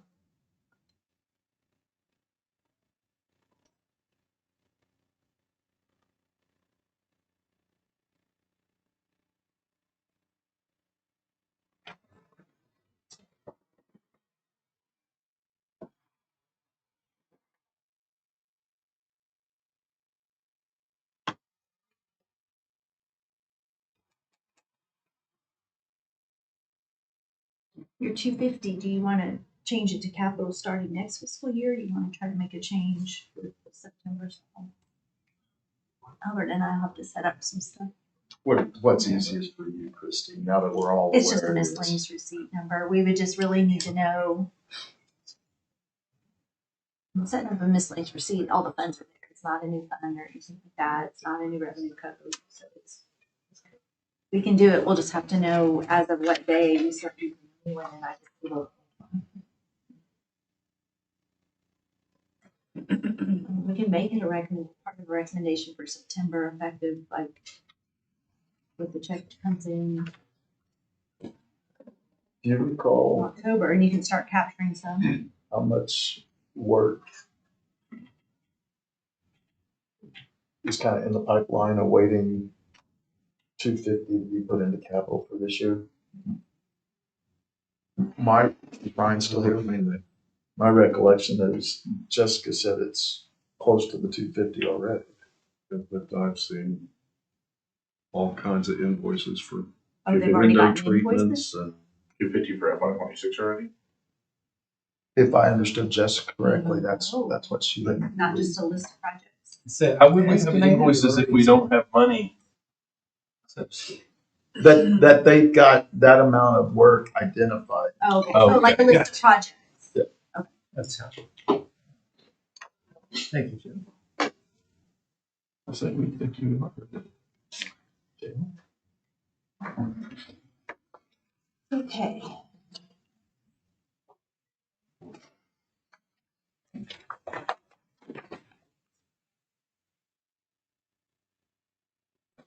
All right, so we got our column F fixed. I think we need, looking at this sorry, Cody, but looking at this MOU that we currently have, the last line of C says court fund claims for payments in this section may be submitted when the work is completed. Maybe we need to put it from general reserve into capital this year and then get our reimbursements and then correct the language where we just set up a deposit, clearly identify an MOU that'll be put into capital Starting next fiscal year. starting next FY every year. They can help us help them. Sure. That's your, Where did you read that from? it's the last line on C with respect to 250.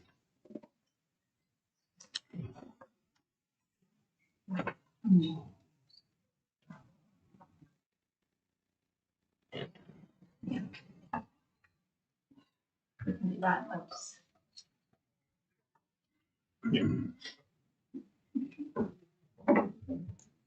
Okay.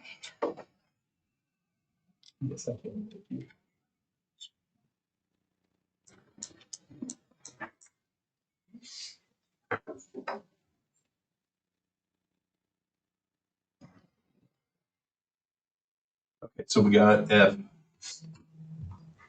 partially fixed, at least from a counting standpoint of the three numbers adding up related to the court fund. Christie, are you satisfied with the fund balance explanation, or do we need to have more of a look? And when I say we, I mean you and Albert. Are you thinking the 15.5 is not enough? You think it should be closer to 17.3? Yeah, but, I mean, as he walked us through this, the only thing that I didn't see was, and I'm looking at this sheet. Yeah. And maybe it's just the way it's always been calculated, but I followed everything down, everything.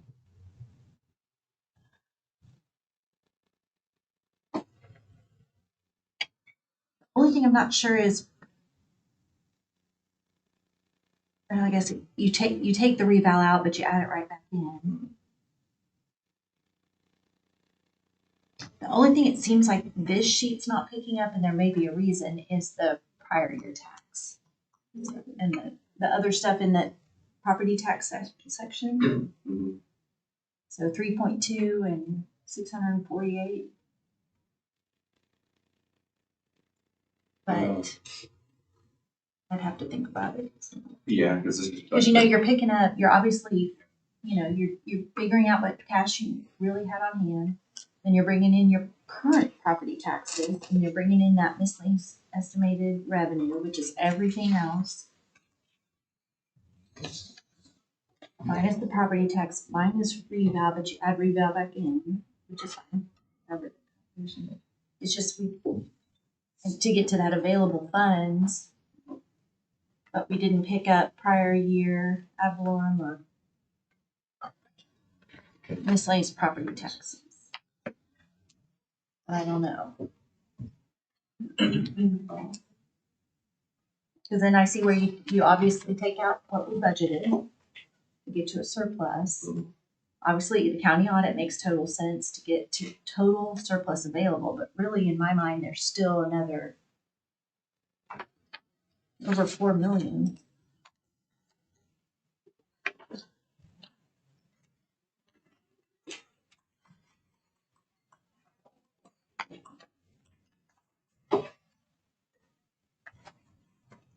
But I'd like to look at this page several years. If we haven't included it, there's got to be a reason. I have to go back and look at that.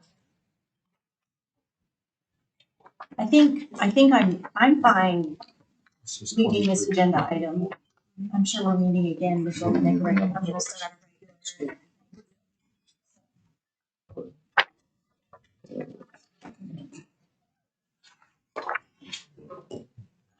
It's just like if you're coming up with that available funds. But September of last year, we didn't.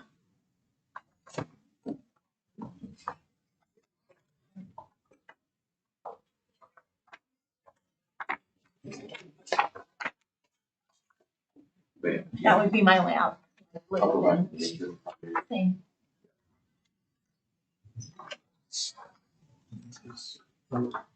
Okay, so for the current one,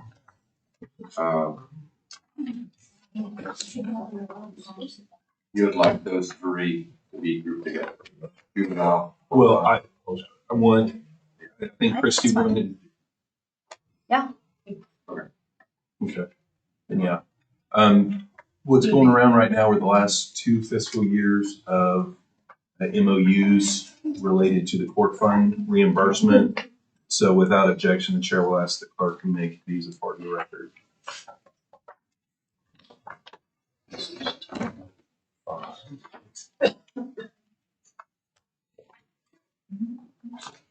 On this, on the revenue, for juvenile, we don't have a contract just yet, and we're attempting to offer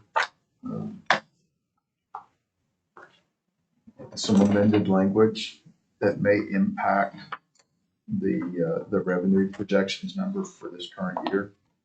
So I don't know. Impact it up or down? perhaps in a decent way. So how do we need to proceed? That's on for executive session tomorrow.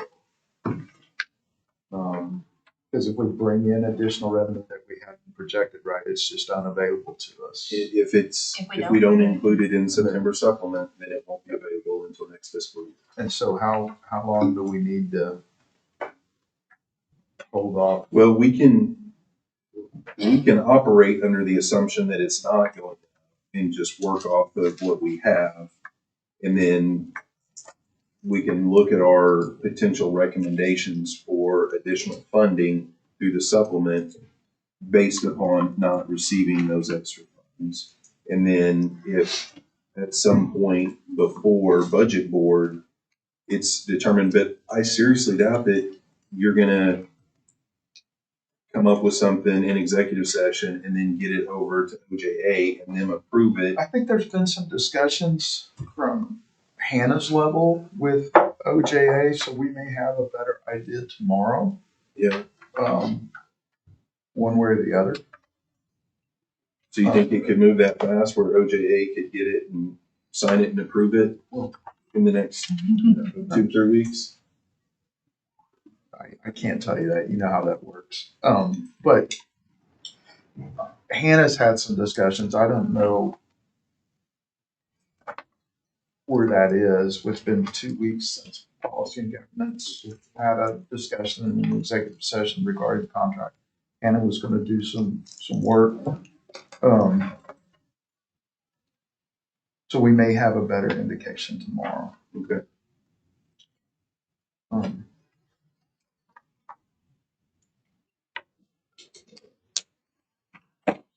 I mean, it would boost up, and close the gap some on what we're subsidizing the state. Assuming that the increase, they don't dictate what that increase is spent on like they did last time. And they say, here, we're giving you more money, but you have to spend it Salaries. on salaries, so. Yeah, well, that wasn't part of our discussions previously, right? But just, we may need to come back and adjust the number. But you're right. Operate as if it won't happen. So the worst case scenario just rolls over. We'll pick it up next year. Yeah, and it would just be the portion above what we've Currently, yeah. budgeted. Right. Come in as revenue over budgeted. Okay, so on item 7, are we comfortable accepting this now, or do we want to just probably hold on it and come back to it? Because I'm anticipating that we'll probably recess this meeting and come back, not adjourn. So why don't we just have no action on item 7 for now, and then if we need to, well, we will circle back to it at some point after maybe there's a little more legwork done. Okay. All right, let's move to item 8, discussion possible action regarding the courthouse maintenance budget for FY '26. I guess we kind of looked at it.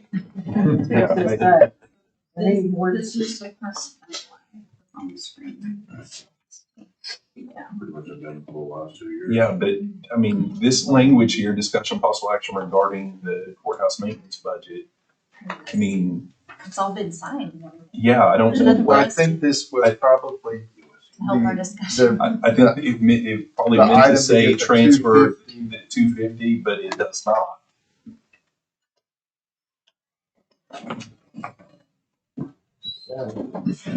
So what I would say is, if that is what the intent was, for us to make a recommendation to budget board to transfer $250,000 from general fund reserve to county capital for courthouse maintenance, or if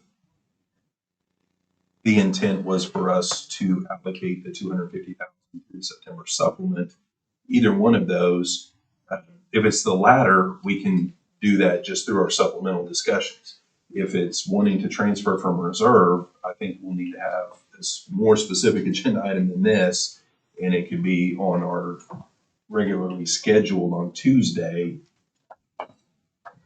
Because if we recess this meeting, of course, we can't change the agenda items, but it could be taken up next Tuesday.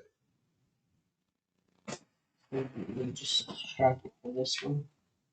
Not if we adjourn, we'll want to keep. No, just leave it.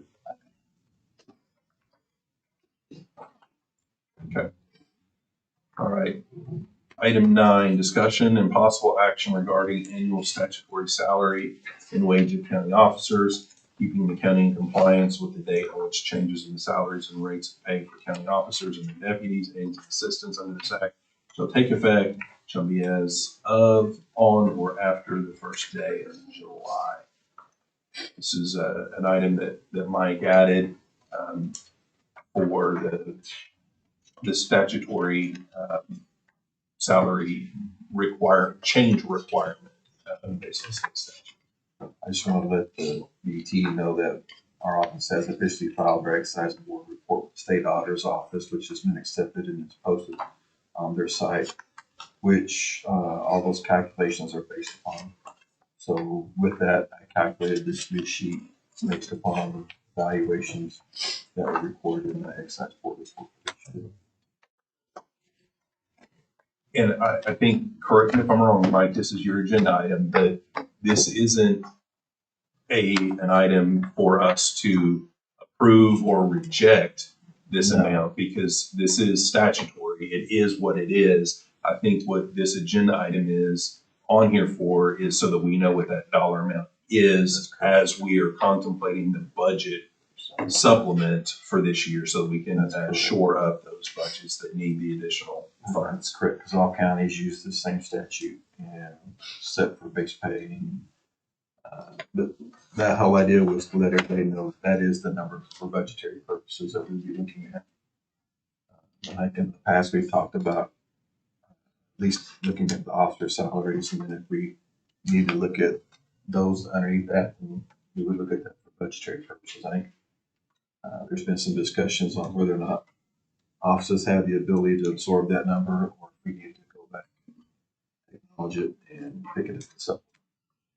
So I think what we can do, I think the appropriate thing on this item will be to receive the information, receive the report. But I think, and I appreciate, Mike, you guys providing us this information, because now while we're at the beginning of the supplemental process, what I would like for everybody to do is to go back and take a look at their budget, knowing that you are going to have to increase your salary amount by the 3625.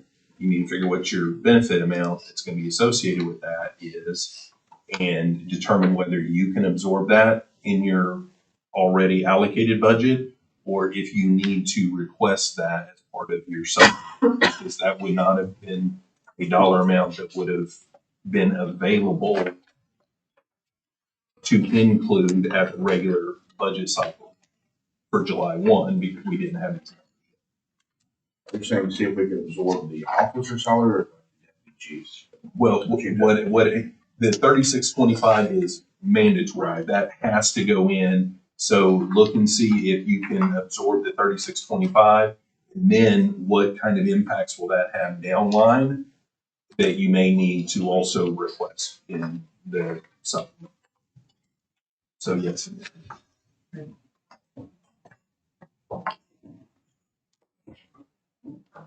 All right, is there a motion to receive the information?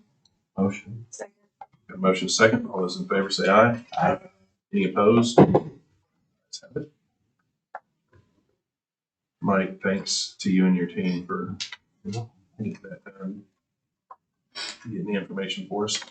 Item 10, discussion possible action regarding employer rates for health premiums for FY 25-26.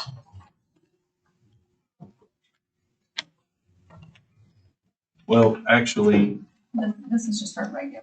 yeah, we need to take item 11 before item 10. Item 11 is the actuary report, which in theory, we would utilize the information gleaned from the report to determine the rates on 10. So item 11, discussion possible action regarding the 2026 actuary report. John? Sure.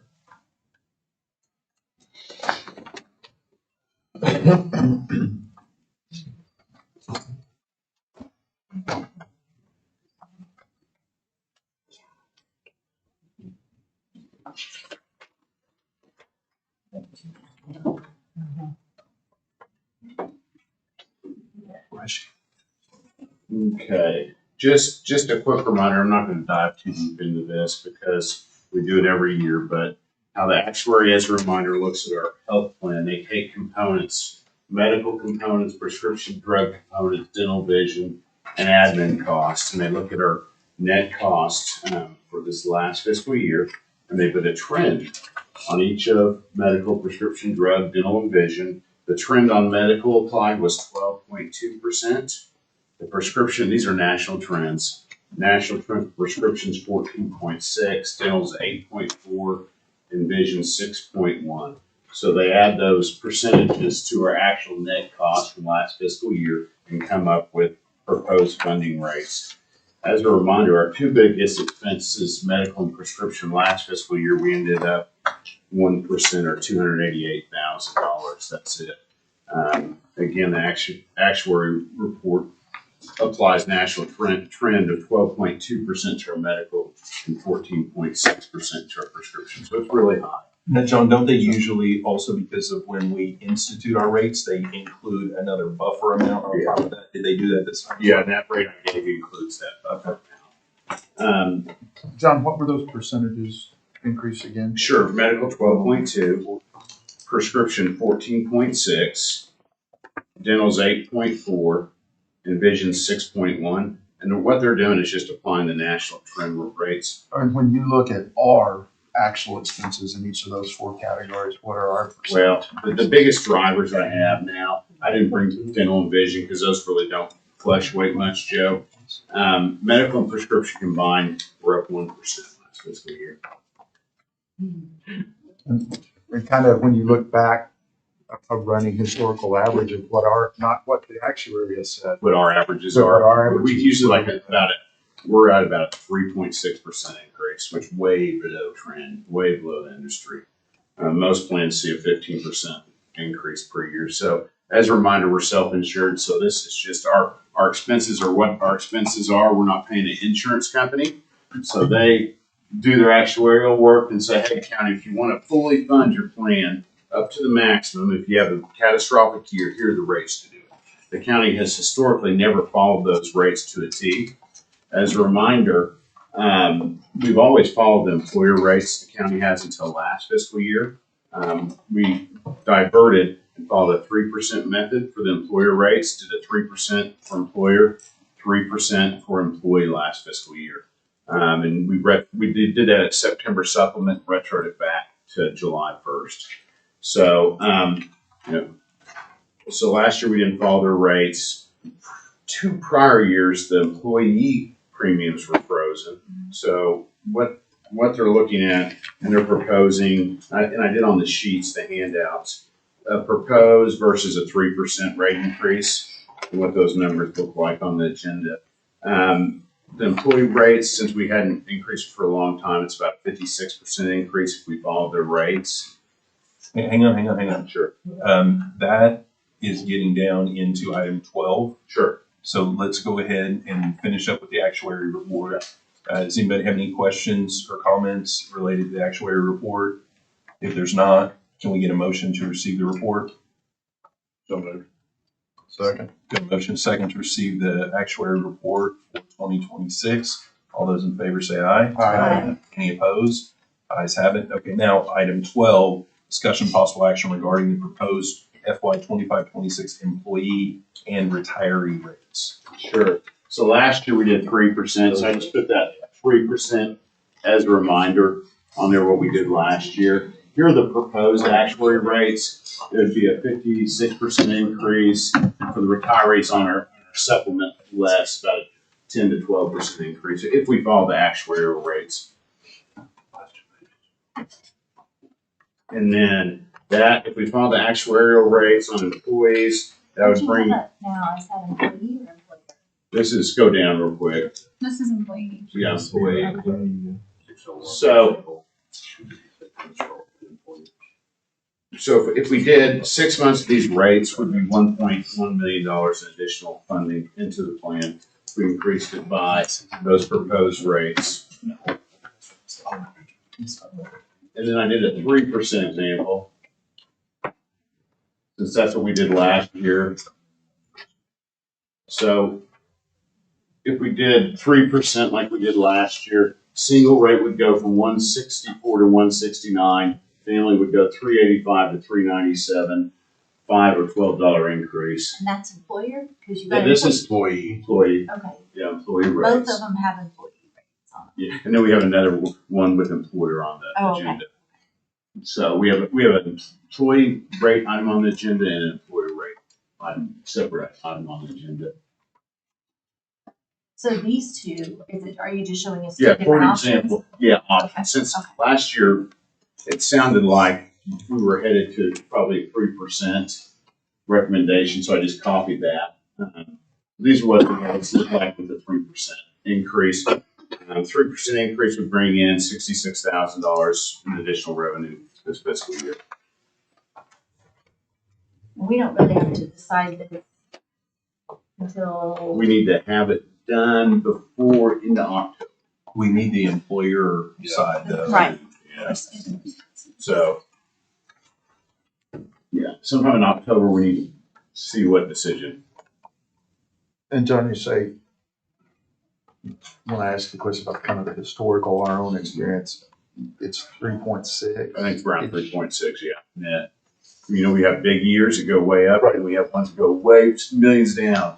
So we never follow the actuarial trends. I don't think we'd afford to be in business if we did, but they're real high for a reason. I think last year, part of the thought process was moving to a 3%, while $66,000 on the employee side isn't a whole bunch of cash infusion. It does keep everybody used to that rate changing, and over 3, 4, 5 years, that dollar amount does add up.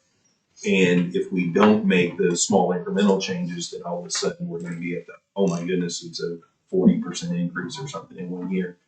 But on the employer and on the employee, if we're around that 3% increase, then the thought process was on our average, we're at 3.5%, somewhere around there, with having our own more robust pharmacy department that's bringing in revenue.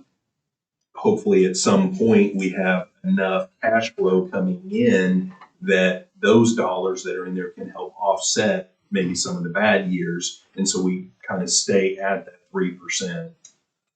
If Cody, just 3.6% increase would amount to $5.90 as opposed to the 5 on the single. So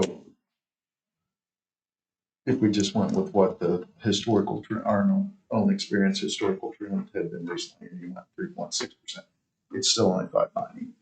We rounded up. Yeah, you We went, usually try to however, do. but it's.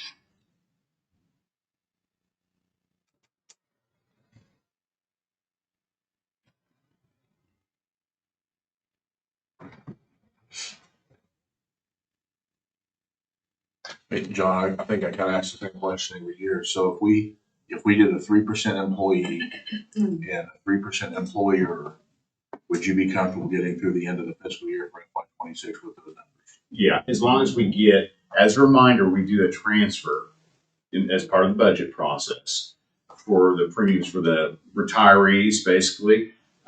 So we do a transfer amount. In our budget request, $806,000 was held out of that transfer and put on the watch list. So I'm comfortable with that. If we get that $806,000, however, it's made up. If it's made up of partly employer premiums, employee premium increases, and then a transfer, but we need that part to make our budget whole. If we did the 3% employer and employee, how much of that 800,000 would that take care of?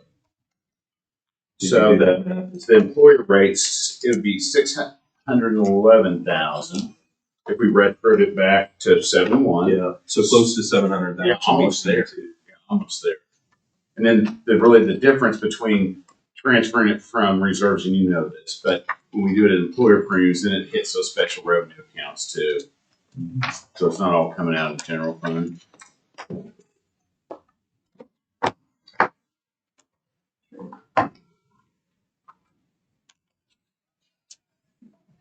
Can you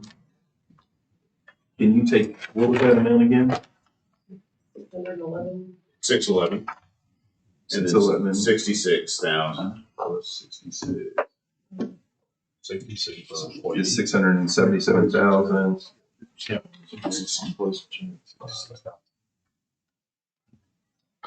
That 66,000 is just 6 months, right?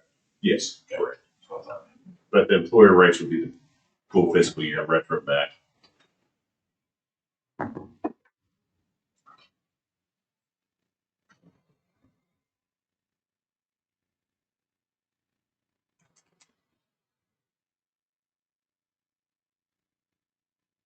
Okay. Are there any more discussions on the employee rates? Okay, John, if you could make sure that the employee rates, go ahead and put it back on for the regularly scheduled Oh, next well. week, just in case we want to have a discussion. And definitely, well, we need to make that decision pretty soon. Yeah, I'm ready to do the Back to data. our employers, I assume, or what our transfer is at some level. I'll make a motion, we recommend a 3% increase on the employee aid. Just a 3%, but or John's proposed rate because is 3% summer. rate.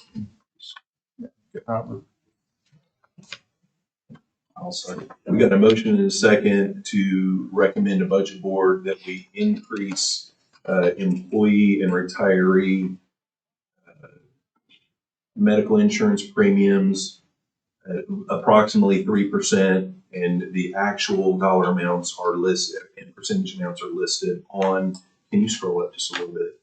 On the attached document, employee rates proposed 3%. I'd like to point out, even though it's 12 and 5, it's not actually how much the employee's gonna see out of their check. This is pre-tax, Since it's yeah. pre-tax, I mean, $5 is gonna be probably $2.35 or something. I mean, it's gonna be half of what you see on the screen probably, maybe 60%. In real life, I mean, when. I'm going $2. How are we doing over under? FanDuel. All right, so we've got, is that clear enough on the motion? Yeah. Okay, so we've got a motion and a second to recommend a budget board and increase in conjunction that would look just like this document here. All those in favor say aye. Aye. Any opposed? I'm a no. Okay. I think we need to go a little higher and do the average to 3.6.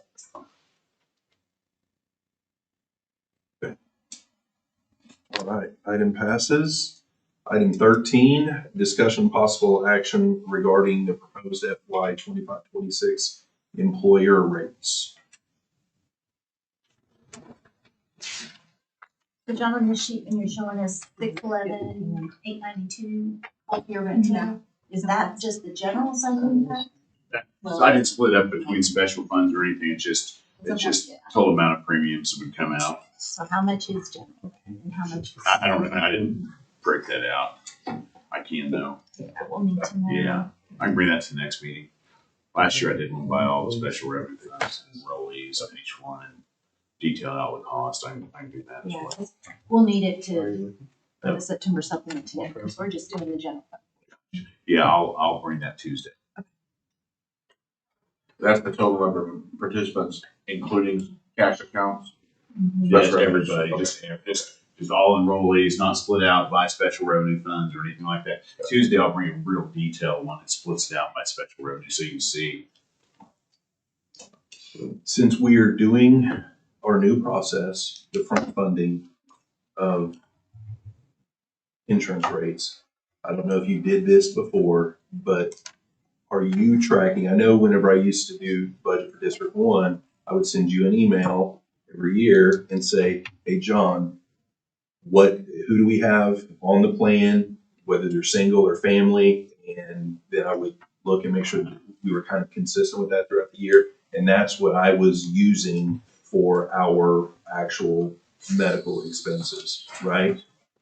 Are you, since now that we are front funding it, are you checking to make sure that departments, the amounts that they're submitting as far as the number of single and family are in line with what you were showing? Yeah, so what happens is the general fund premiums, we haven't even transferred in yet for the employee premium.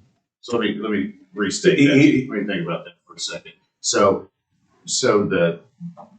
the only ones that are collected through a payroll process are special revenue funds. So those are based on the number of people in payroll in that fund who have that deduction. So it's solid. Right. And then the on the other general one, fund side, general fund, the clerk's office does that as a lump sum to our office. I get that, but here's my point. Let's assume District 1 is kind of a bad example because there's not a lot of general fund employees, but let's just say all the employees were general fund. You got 30 of them, and now that it's front funded, if I submit to you that we have 5 people on insurance instead of the 25 that we normally have, then and we fund it like that, but we got 25 people on the plan, but we're only funding it at 5. Yeah. We're not funding it appropriately. Are you checking to make sure that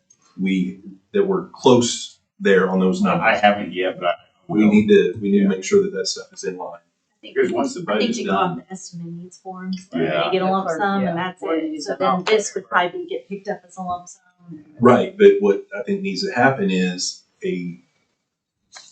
monthly, looking at the estimate of needs forms and then looking at the actual enrollees and see if, for instance, District 1, general fund, they're saying they only need 3 family and 1 single. And then we look and say, oh, yeah, they have 3 family and 1 single enrolled. Instead, if it says 1 family and no single, and then John looks, because that's all that's being front funded is now 1 family, and John looks on there and says, well, hang on just a second. District 1 has 3 family enrolled here and 1 single. Why are we only funding at that 1 rate? Because the bogus stayed back and fed. We're gonna do it. I mean, I don't know how Well, you even go around if you do that now or after September supplement, what would you do about it? But that's what I mean, yeah. I don't know how you correct anything. Because you And are have to you choose an looking at it arbitrary every bogus date in month? February to decide those numbers. I'm not saying that it would be 42 and 42, Yeah. but it would need to be like if you have 42 in there, you estimate it 37 or 46, not 2 and 42. Yeah. I'm talking about looking at big anomalies to make Yeah. sure that we're not manipulating the system. I understand that there's going to be some variance because of us picking an arbitrary date. I get that. I just want to make sure that we're not pencil whipping it somehow and undercutting what's going over there. Because you look at Mitchell doesn't get anything about this work. I'm gonna hopefully guess that, when we do our estimate needs, obviously we put in for budgeted positions and there's always vacancies. So I would think it'd go the other way, that we're probably thinking that's actually. I just want to make sure that we're checking it. It's not as much for the elected officials around the table. It's more some of the pass-through stuff that, we don't have near the eyes on or the, attention to, but making sure that those are, okay, I'll be blunt. I've had issues with some of the numbers that we've gotten from the trust on their employee counts and on what they have. That's what I'm concerned about is over there. It's not around the table here because all of our numbers, by and large, they're pretty consistent year to year, each one of the elected officials in their departments. But I want to make sure with the turnover in finance staff and everything over there, that when they send the numbers over, that we're looking to make sure that they're somewhat accurate. When, Is that Follow clear? that, that's the. That's what I was getting at. I just didn't want to throw a specific out there, but. do other departments, like for example, when I do taxes, Right. Keep more of our 33. Yes. like I always reach out to the clerk's office to see, and they run a report for me to see, do other departments do that as well? When I'm on the salary comp page, when I'm putting together the, I can't tell you. I know we do. As far as whose family, who's single. Yeah. Yeah, I do too. so maybe that's a way to, I just didn't know if that was something that y'all verified whenever the estimates and needs are sent over. Is that something that you guys come through as well? Just based off the estimate of needs, right? Okay. And Not with John, really all it affects is is the jail, jail. because Yeah. what Chrissy was saying was right. I mean, it doesn't really matter over here because of the way the dollars work. But over there, when we say you're going to get the budget that you got last year, but now if they say, oh, in the past, we've needed $4 million of that to pay for healthcare premiums, and now we only need $2 million. So give us that other $2 million in other areas. That's what I'm talking about, is that specific instance. Which for them, it's a 112 off of their invoice each month.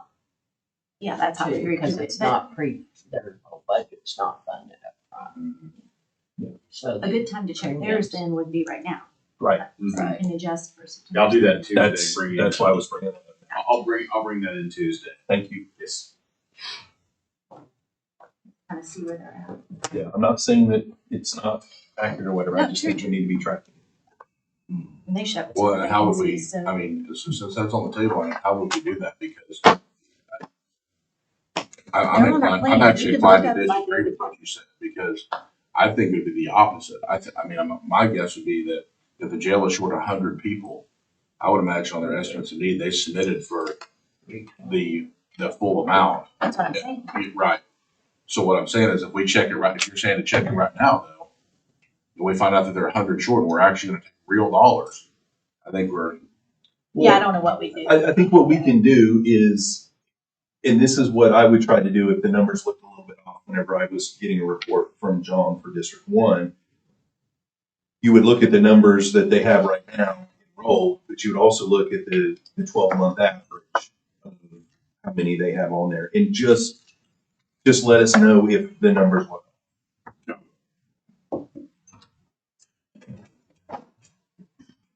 Because, yeah, I mean, looking at a particular point in time is difficult when you've got high turnover.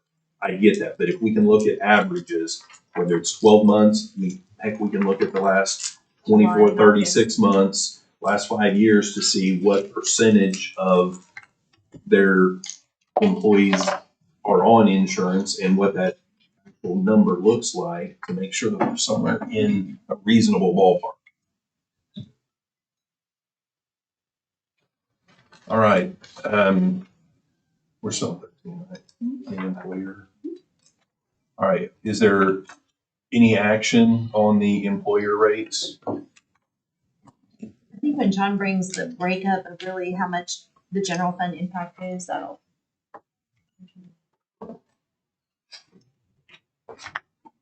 We just gotta be careful. We're looking at 1.2 currently in reserve for ongoing. We're about to add another million, so 3.2. No, 2.2. We need to really. And we won't need this until we do the recommendation.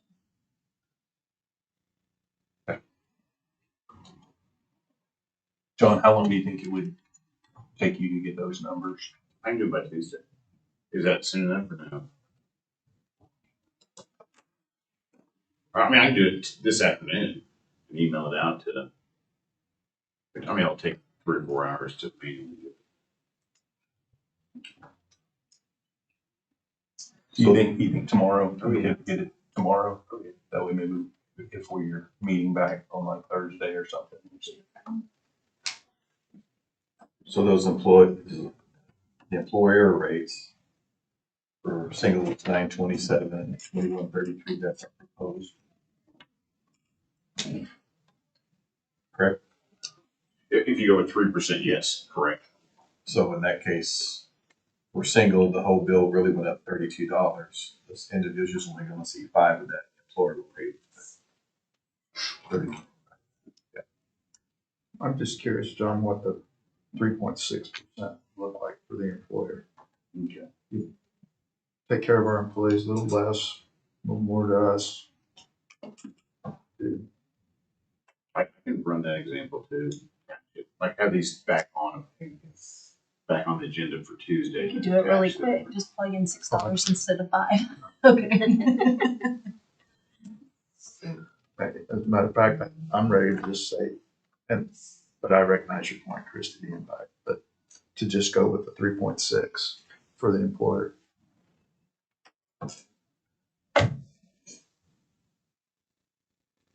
Yep.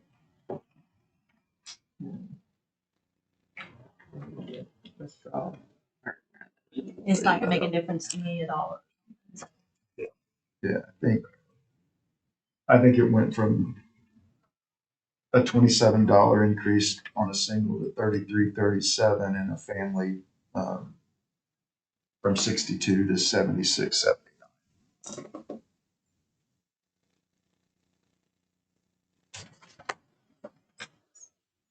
Oh, you're looking at employer. Yes. Oh. Yeah, not the employees.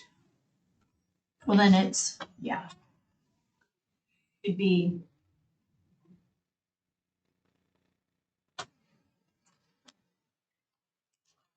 No, I did it wrong. It's less. John, if I heard you correctly though earlier, and I get that we need to know what impact this is gonna have to the general fund, but we had the 800 and something thousand that we were tracking. So if we increase these rates, the employee was 66,000, so that 800 whatever thousand goes down by 66 immediately.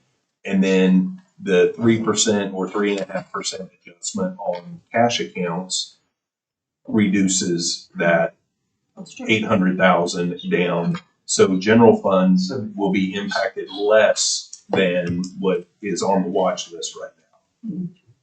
It's 32.40 and 74.56. I messed up.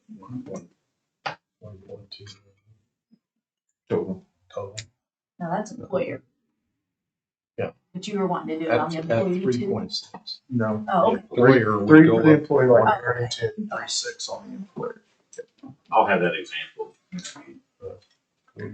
I think whether it's on the employee, whether it's 3% or 3.5%, no, I'm a Joe. I think that over time, settling on a number, that way it's consistent, because our average is 1 year it might be 3.6, 1 year it might be 3.4. When you're looking back, I mean, it can skew. Yeah. Whereas if we pick a number for the employee, they can plan and know, okay, next year I can anticipate that my insurance premium is going to go up by 3%, right? So we're not bouncing around. Now on the employer side, to Joe's point, if we want to make up a little bit of that difference and actually use that average, the 3.6, then we can kind of modify that. I think on the employee side, whether it's the 3% or 3.5%, 4% or 2%, whatever that number is, if we just kind of decide on that and set that kind of in stone moving forward, that way it's a known quantity for them. 735 and 66 gets you to the 800. Correct?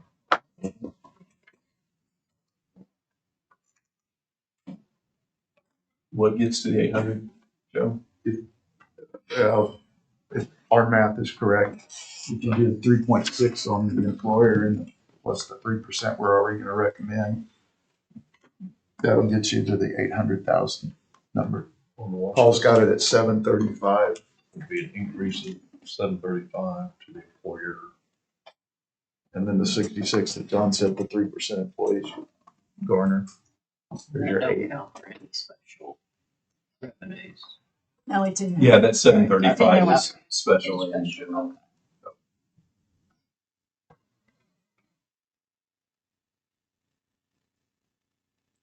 So, How did you get to that number?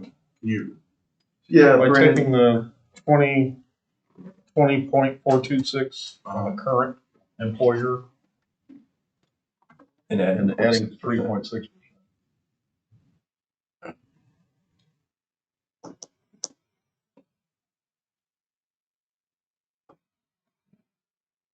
I'm comfortable making a recommendation to the budget board that we would increase employer pay premiums by 3.6%.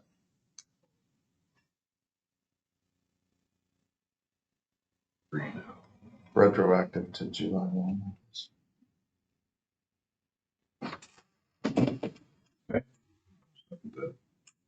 we got a motion and a second to recommend to budget board an increase in employer rates effective retro to July 1, 2025 for the 25-26 fiscal year, the 3.6% increase. Maybe it's 3.6 funds. It sounded better in my head than it did. It's clear.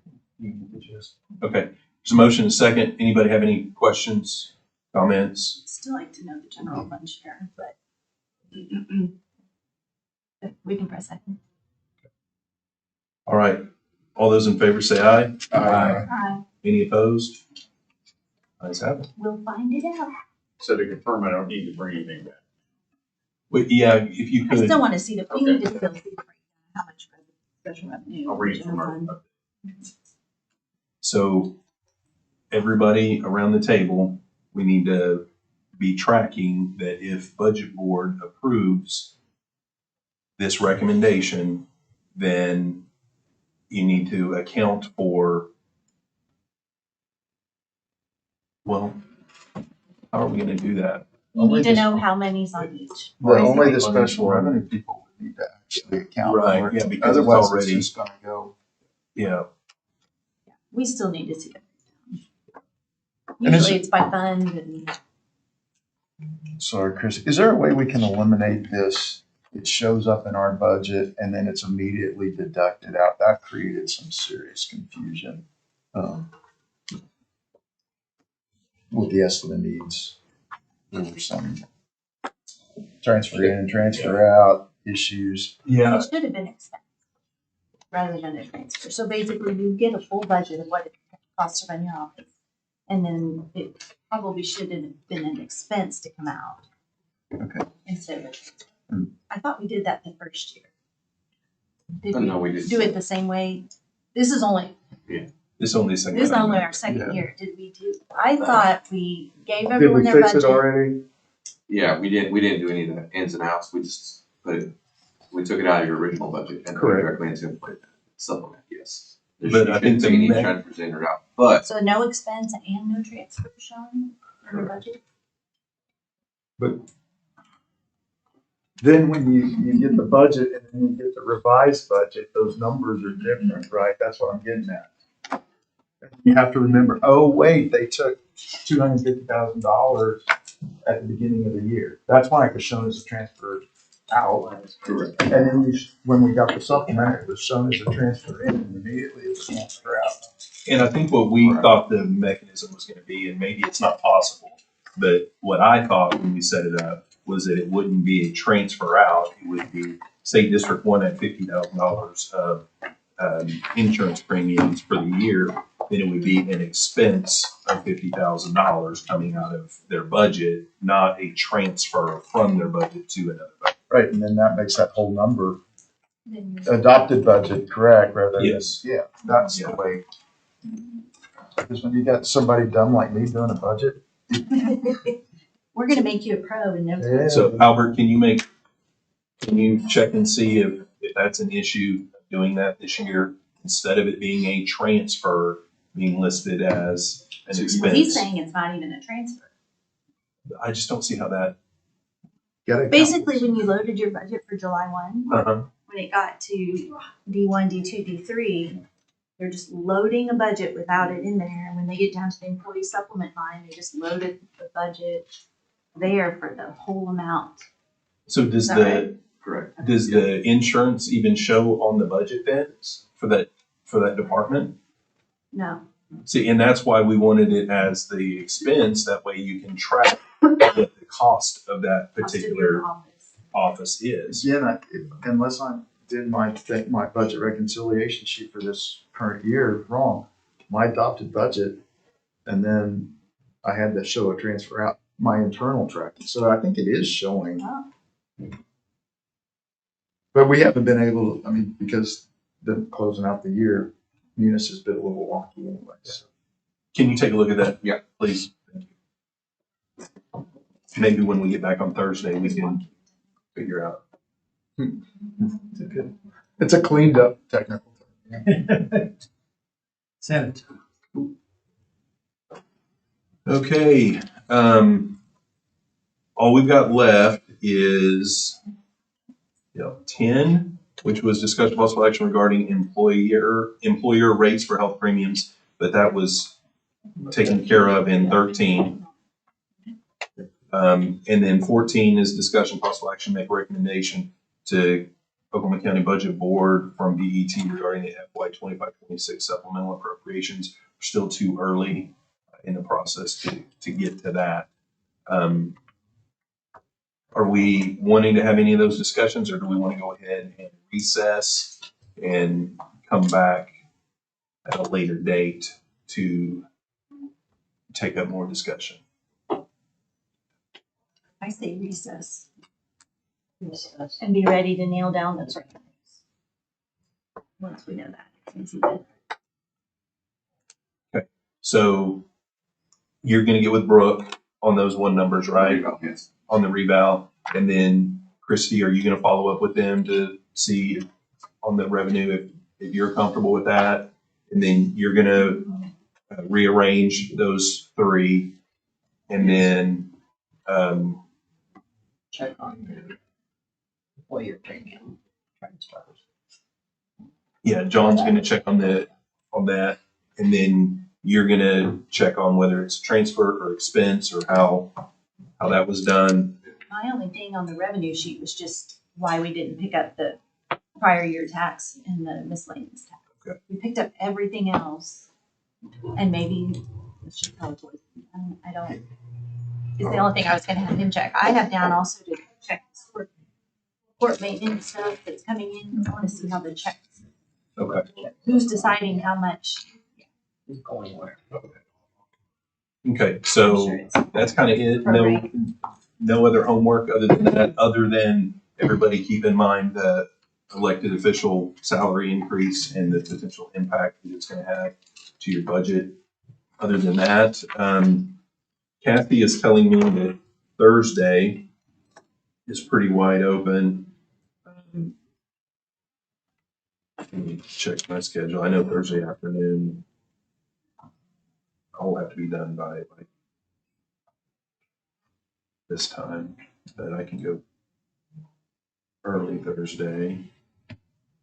You said 9:30. 9:30. Is everybody available Thursday morning? We recess and come back? And if so, what works better, 9 or 9:30? 9:30. 9:30 works great. So 9:30. I can't be here. 30.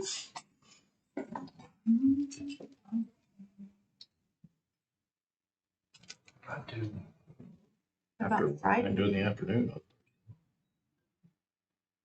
Sure. That's something we didn't have. I can be here Okay. if that's the only option. Yeah, I do 8:30. 8:30. On Thursday? But if y'all gonna leave by 9:30, we won't be done by. Yeah. What is going on Friday? Do we want to do 9:30 Friday morning? That's so fast. So you know when? Friday morning. I'm good with that. I can make it work. I'll make that work. 9:30 Friday. We'll wait for Cassie to give the, Carrie, does that work for you if it works for your office? And while you're looking, Christie, does that work for you? Rick? Yeah. Mike? Brandon? Yes, you can just move the pace and Okay. How about that? Let's figure it out. All right, so is there a motion to recess this meeting until Friday, September 5th at 9:30 in this room? So moved. Second. A motion is second. All those in favor say aye. Aye. Any opposed? We're in recess. Thanks, y'all.